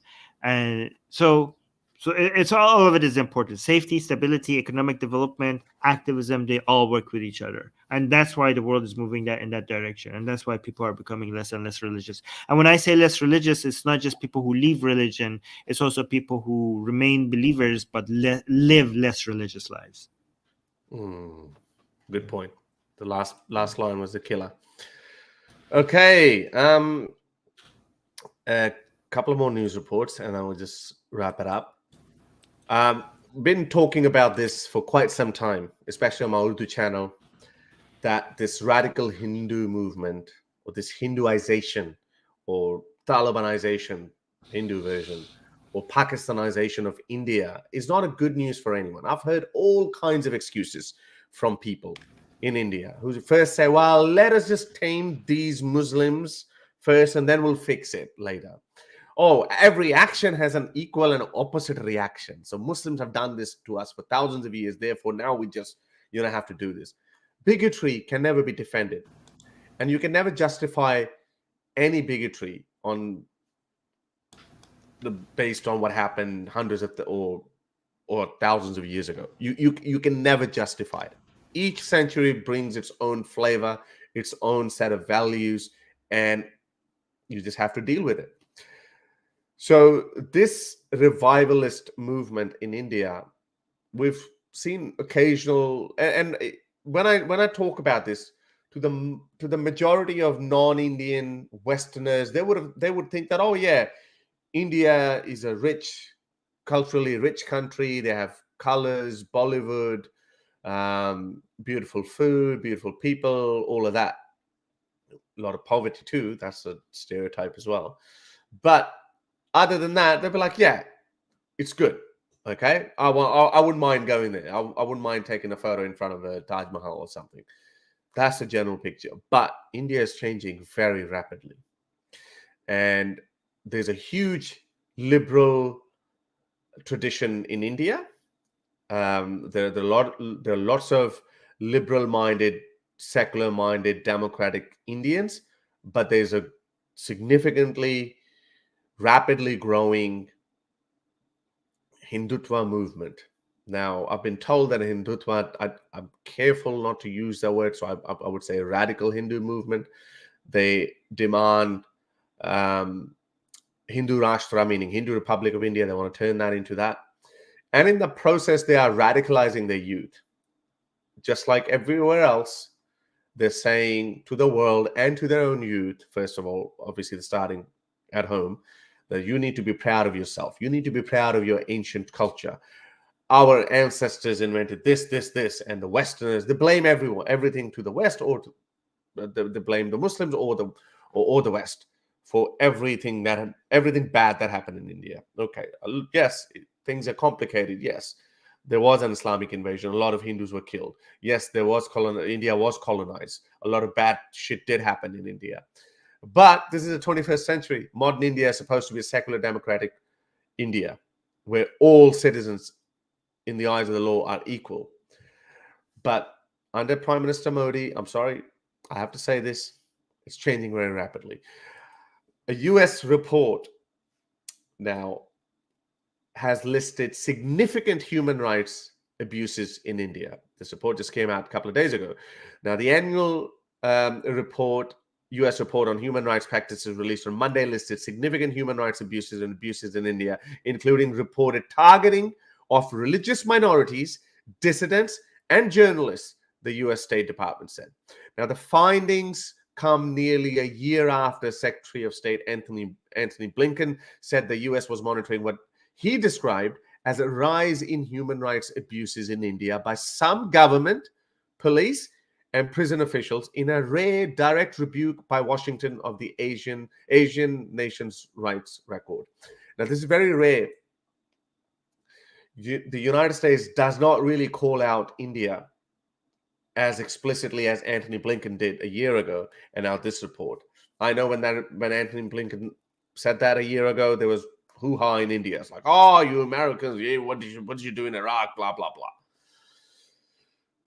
Typical Indian trolley reaction. I get it. But I've always been saying that.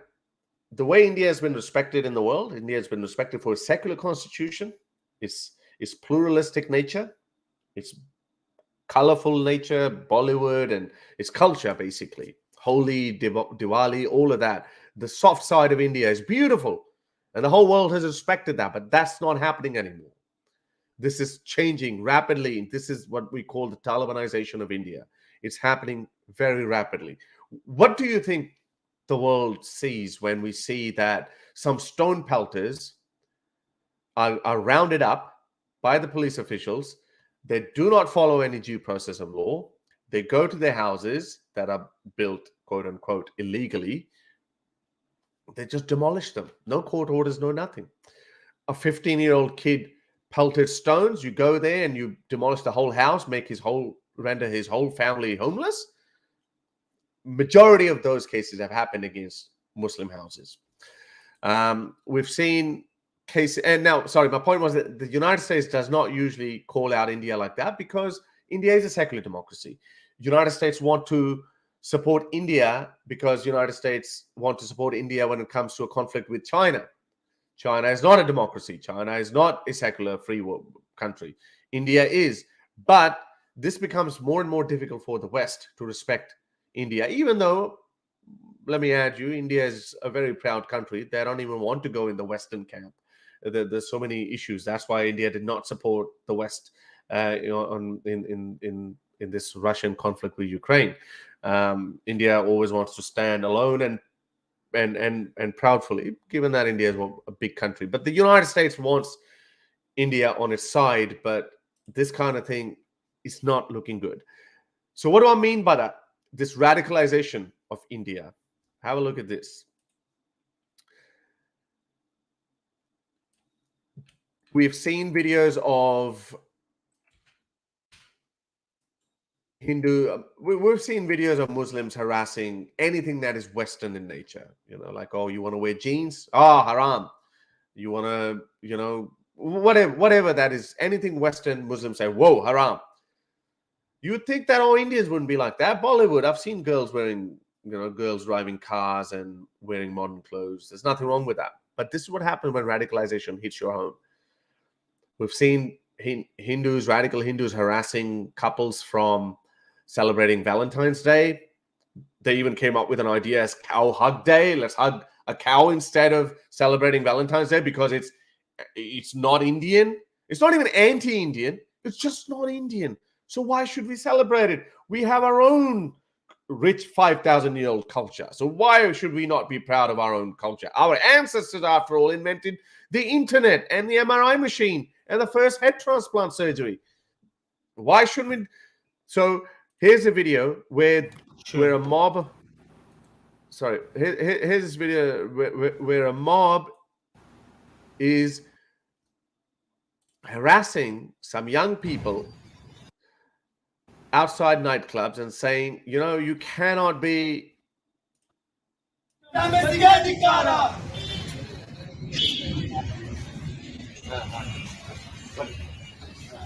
These guys should be going to a nightclub themselves. Just have fun, drink, enjoy, party, or stay at home if you don't like it. But these guys, last week I played a video, maybe not on my English show, but another show, where these people were harassing missionaries or just preaching Christianity, the message of Jesus, whatever. We don't believe in Jesus, but still, that is the radicalization of India. And soon, you will start seeing these people if you're sitting in front of a Chinese restaurant or an Italian restaurant, these people would say, don't go there. This is anti-Indian. It's got nothing to do with India. Why can't you eat Indian food? Why can't you eat a biryani or a gulab jamun? Why actually biryani is actually that's Mughal as well. There's some Mughal blood in that too. So this is why I hate overly glamorized cultures and traditions, because I think it creates this hubris. I think it creates this false sense of pride in people that gives them this sense of superiority complex that we are better than the rest. And we, screw everyone else. This is us. And that's just the ugly side of it. And you're going to see a lot more of that. Yes, India is huge. I always say this, India is huge. These are just few people. Yeah, what am I saying? The idiots. Yes. But the first thing you guys should be doing instead of cursing me is saying, yes, these people are terrible. And when we will make sure that this number remains a small number. That's what people should be saying. And people, I'm not, being a, what's the word when you overly alarm someone, fear mongering. I'm not being a fear monger here. I'm simply pointing out these things that can happen and blow out of proportion. I still have a feeling it will happen. And that shouldn't happen. That's not a good look for India. I saw there's a police with them. The police obviously came, because the bar had called the police as well. And they're like, what's going on? So these guys were saying, we're protesting. We're protesting. You shouldn't be, young people shouldn't be going to nightclubs. This is anti-Indian. Would there be any get into any legal trouble? Or no, I don't think so. No. Wait, because I saw the cop was escorting them inside. Or was he just moving them away? Or that doesn't make any sense. I don't understand what you're saying. The cop. I think it should be easier for people to sue these people or for or charge them with harassment. When no case is registered as no one filed a complaint, the police have said that. So yeah. So they called the police. Police did come, but no one filed a complaint. Yeah, but there needs to be a bigger resistance. I think you've given them too much power in India. People are intimidated. There needs to be a back. I think these people are cowards. As soon as there's a reaction, they will realize that this is not just a risk-free thing for them to do, because right now there is no consequences to what they're doing. There's always a little bit of a balance, Armin. There's always a little bit of a balance because people are still worried because these guys sometimes aren't affiliated with certain organizations like Bajrang Dal, like RSS, or where people are intimidated. Now, as a businessman, you don't want this problem. They would have said, "Oh, look, sir, please let it go, sir." These are young people. We're doing business. It's okay, sir. Okay, we'll give you some money. Who knows? They just want to go, give them hush money or just something just. Nobody wants trouble. Businessmen don't want trouble. Well, if you just let them do this, then you're going to get more trouble. There needs to be a reaction. Yeah, well, I guess it needs a bigger reaction, but who? Yeah, why? What can you do? It's a non-violent protest. It's a harassment of a business and its customers. Yeah. Okay, that's the only reaction I talk about. Yeah. No, this is not a protest. A protest means that you go into the street and you have a request for politicians, or if you go harass a business, that's not even a protest. That this is harassment. It's harassment, and also you're liable for the loss of their income. Business. So this is business. So this is both criminal and a civil law issue. So they should be able to sue you and sue you out of your money. They're it's a violent protest. You don't understand the meaning, John. You don't understand the meaning of protest. That's not a protest. That's harassment of a business. I do have a last pitching question, and then Divya is here. Hopefully her internet is good today.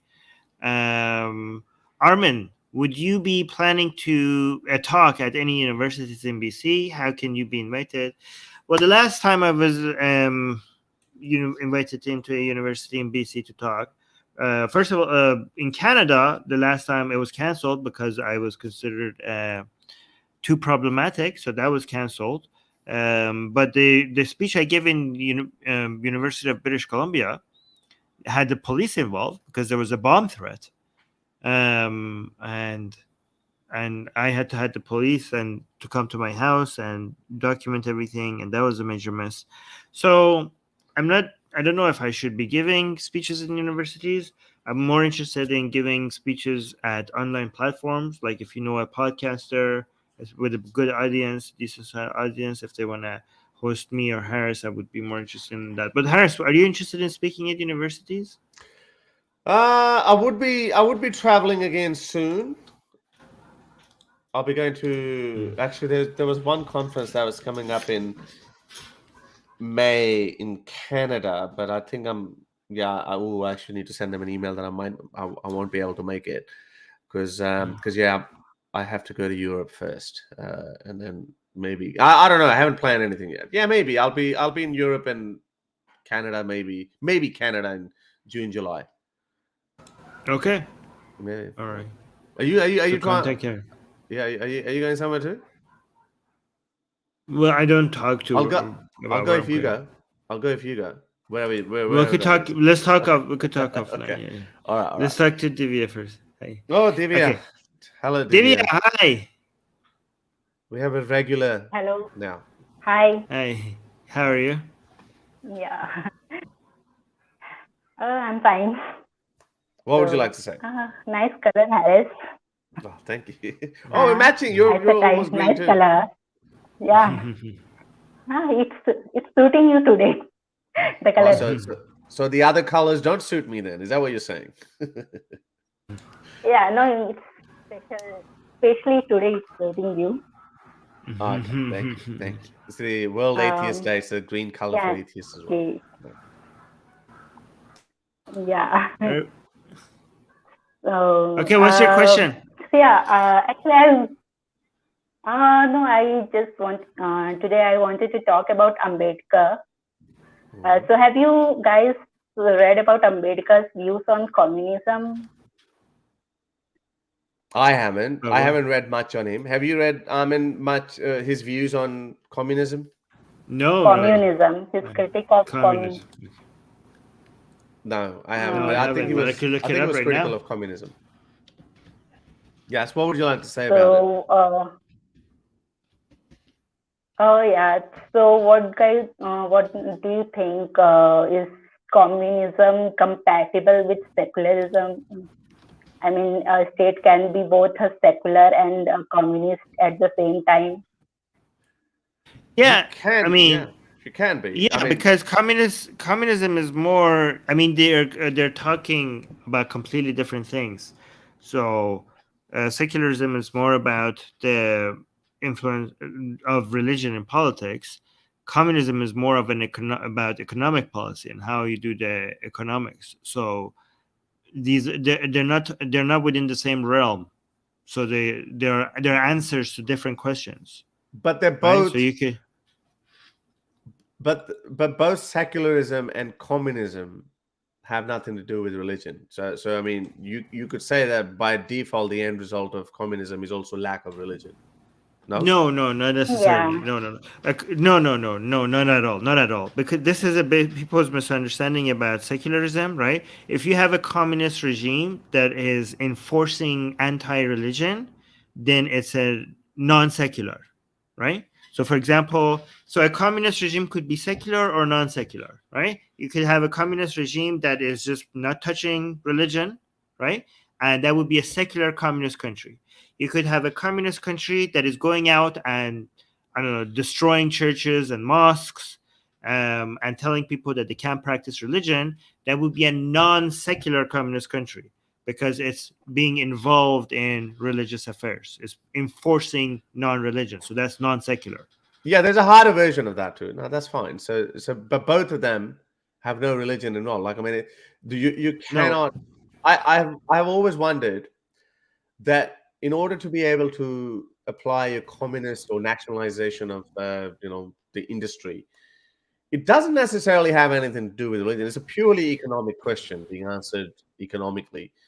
But why were the communists so anti-theist though? Like, I mean, is it just because Marx and Engels they were atheists or something?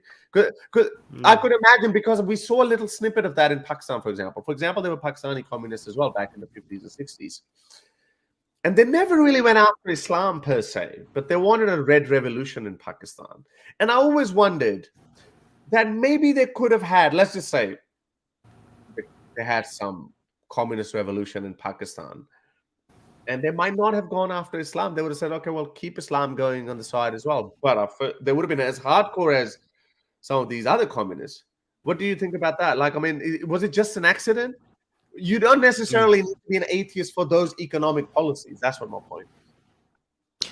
Well, because Marxist, the communist perspective on politics and economics and everything else is a completely materialistic one, right? So it has some axiom, it has some base philosophy that considers the whole world to be completely material for it. So everything supernatural does not exist.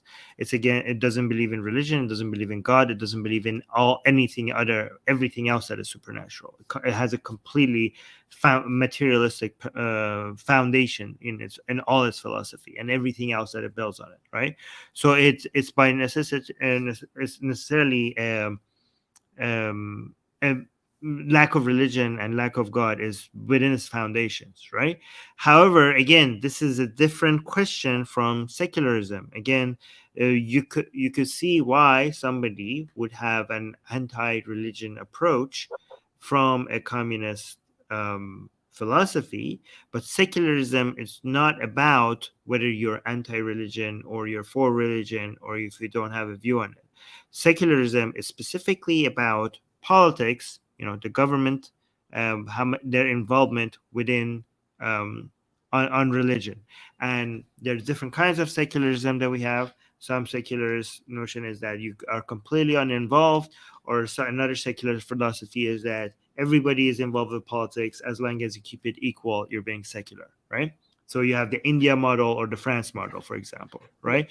However, but being a top-down anti-religious approach from the government is by definition not secular, right? So you could have a communist regime like China or the Soviet Union, like China earlier especially, that is definitely not secular. If you are taking actions against religious people, that is definitely not secular, right? Or you could potentially have a communist regime that has communist policies, like communist economics, but is hands off of people's religious lives, and that would be a secular communist regime, right? Okay. So now, what do you think of Nehruvian secularism? And do you know about Nehru's views on communism? Nehru was a bit of a socialist, as much as I know. He was socialist, then he was on the verge of becoming a hardcore communist. Yeah, and it was, and this is probably one of the reasons why Pakistan came into existence, because the popular theory that people like Dr. Ishtiaq Ahmed have proposed, and makes a lot of sense, that the West at that time, they were very concerned about the rise of the Reds, especially after the Second World War, but even before that, because the Russian Revolution Soviet Revolution had taken place by 1917, and the British did not want the Soviets to expand. Now, within Bolsheviks, there were two groups: the Trotskyites and the Stalinists. But later on, Trotsky was in favor of expanding or exporting communism to the rest of the world. Stalin was a little bit more mellowed down. He wasn't interested in spreading it, or at least not to the same pace as Trotsky. So that created a fear amongst the British and the West, the West mainly Churchill, because Churchill had very strong views on communists. Churchill obviously came later as well, but he was a politician. So British in general. So the British did not want the Russians or the Soviets to come down, and they knew that the United States and the age of colonialism was coming to an end. They did not want, and Nehru and Gandhiji, this is all happening in the early 20th century. They're all showing signs, so like this inclination towards Soviet Russia, communism, socialism, and the West hates them. And again, this is Professor Ishtiaq Ahmed's theory, and I think it makes a lot of sense. He says Pakistan was created as a buffer state for the West. So if the United India went to the Soviet Union, then it would be a much worse news for the West. It would have been a huge communist country in the East, in the subcontinent. So I think if Nehru and Gandhi, Nehru mainly, or the Indian political elite of the Congress party, if they weren't so soft or so easy towards communism or socialism, Pakistan might not even have come into existence. All right, guys, we're hitting the 2-hour mark. Yes, that was. We need to wrap this up. Thank you very much, Divya.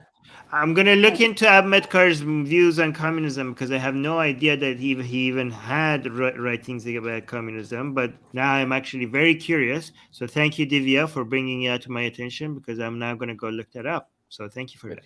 Thank you, Divya. I will do one thing. I will email you both Nehru's and Ambedkar's views on communism. Okay, sounds good. Great, thank you. Thank you so much. Thank you. I'd like to learn more about Ambedkar. I'm actually more interested in Ambedkar than Nehru. Yeah. Yeah. Okay. Well. Yeah. No. They're both giants of Indian history. I think. That's something so like this is why Indians don't get it. Like these modern radical Tunnis. I have no respect for Tunnis, but India is such a complex country that Baba Ambedkar and Nehru, these guys had very different views, and but they still work together. It's quite amazing about. I mean, Indian histories. Forget about the past history, the glorious history, our ancestors, blah blah blah. But even the modern India's history is very interesting, and it shows you, like India, I would say, was really, really ahead of its time. Yes, the colonialism killed us, but now it really was like, which other country do you look at in the early 20th century? They had such strong democratic or yearning for democracy. Which other country? Like these countries were like marred with monarchy, and the West was, yes, they became democracies. Even they became democracies in the 20th century. Germany and freaking Kaiser and Russian Tsars and all of these guys. So India had the yearning for democracy even in the early part of the 20th century. And look what a strong democracy it became. You got to understand, in 1947, half the world was divided into communism. Half the world was going towards communism, authoritarianism. The other half was going towards democracies. Democracy was still a new idea. Yes, American democracy had been there for a while, but overall, it was still a relatively new idea. But look at this. What a strong democracy India turned out to be. Let's hope it stays that way. Okay, I just want to quickly talk about this. We should go. No, wait. I have to do this because I needed to. I know you're always hungry. Just give me a second. I made a tweet a while ago, and about a week ago, where I made a mistake. So I need to highlight that just for the record purposes. So Dr. Craig Considine, he is always talking. He used to get a lot of engagement.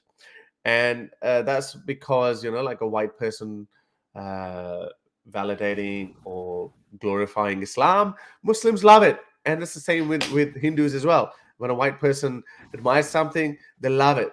So he used to get a lot of engagement. But then people found out that he only, he actually admires Ahmadi Islam a lot. So I say, like always, whenever a white person praises Islam, Muslims start worshipping. And this is precisely what happened with Dr. Craig Considine until they realized that he was praising Ahmadi Islam, a misconception regarding Ahmadi Muslims, blah, blah, blah. I said, in case you're wondering why Dr. Craig Considine praises Ahmadi Islam, well, the answer is what typically happens. He's married to an Ahmadi Muslim woman. Now, I was told about this, and a long time ago, I was told about this, and I was never corrected or so anyway, I ran with that. So Dr. Craig tweeted, He said, a YouTube personality recently tweeted that I only support the Ahmadiyya Muslim community because I'm married to an Ahmadi woman. This is a lie. Here is my actual wife, Miriam Santa Maria. We are both Catholics. Also, I support Ahmadiyya because of its value system. Know your facts. So I did say, look, I'm sorry to both of you, Dr. Craig and your wife. I'm just putting it out there on, as a part of the record. That I believe you're talking about me, and thank you for correcting me. I stand corrected and unconditionally apologize to both of you, and Miriam and Dr. Craig himself. But you're still wrong about Islam and every other religion. And you know how wrong he is about Islam, how he tries to whitewash Islam? Again, the apology part is done. That is unconditional. There's nothing on that, but I'm just bringing attention to what kind of stuff Dr. Craig brings. He says, Armin, when you want to talk about when people try to whitewash or show a beautiful rosy version of the character of Prophet Muhammad, what story is the first story that comes to your mind that is absolutely false? The garbage that they threw on his head. Exactly. So basically everyone knows that story is BS, yeah? But our Dr. Craig brings up the same story because he wants to suck up to Muslims. And this is what he says. He says, how did Prophet Muhammad react to insults? Consider his response to a woman who threw garbage at him every day as he walked by her home. One day he passed her, but there was no garbage thrown on him. He learned she was sick in bed. He then visited her and offered help. Compassion at its best. So basically, again, the apology stands, but I just wanted to say that this is how silly, Dr. Craig is when it comes to Islam. But who cares about the truth? Who cares about the facts? He himself said that know your facts, but he himself doesn't want to know facts. But yeah, that's how, I guess this is how it works, and we're gonna stay there to counter these people. Okay, that's a weak hadith basically. So no, it's not even a weak hadith. It's a totally fabricated hadith. Not even fabricated. It's an invented hadith. It was only invented like 200 or 300 years ago. There's no record of that story. Yes, like it's some tertiary scholar mentioned that in his book. This incident, it is totally outside the realm of the traditional science of hadith, that so and so chain said that. No, it's not even zaif. It's not. Shows how very little compassion Muhammad had that they had to go invent something like that. Okay. Yeah. Now that you're telling the actual person Uqba who did throw intestines of animals on Muhammad, when Muhammad got him in the Battle of Badr, he had him. He had him. Yeah. Yep. All right, guys. This was. Thank you very much, guys. This was guys. Please make sure you like the video. I'm gonna go eat. I don't know why I get hungry every time after a stream, but yeah, I have a big appetite. But guys, don't forget Atheist Day on Instagram, on Twitter, on Facebook, everywhere. Tomorrow, March 23rd, is Atheist Day. Use the hashtag. Use it so that we normalize atheism. Please don't forget that. Thank you so much. Yes. Anyways, see you guys next week. Bye. Mwah. Papi.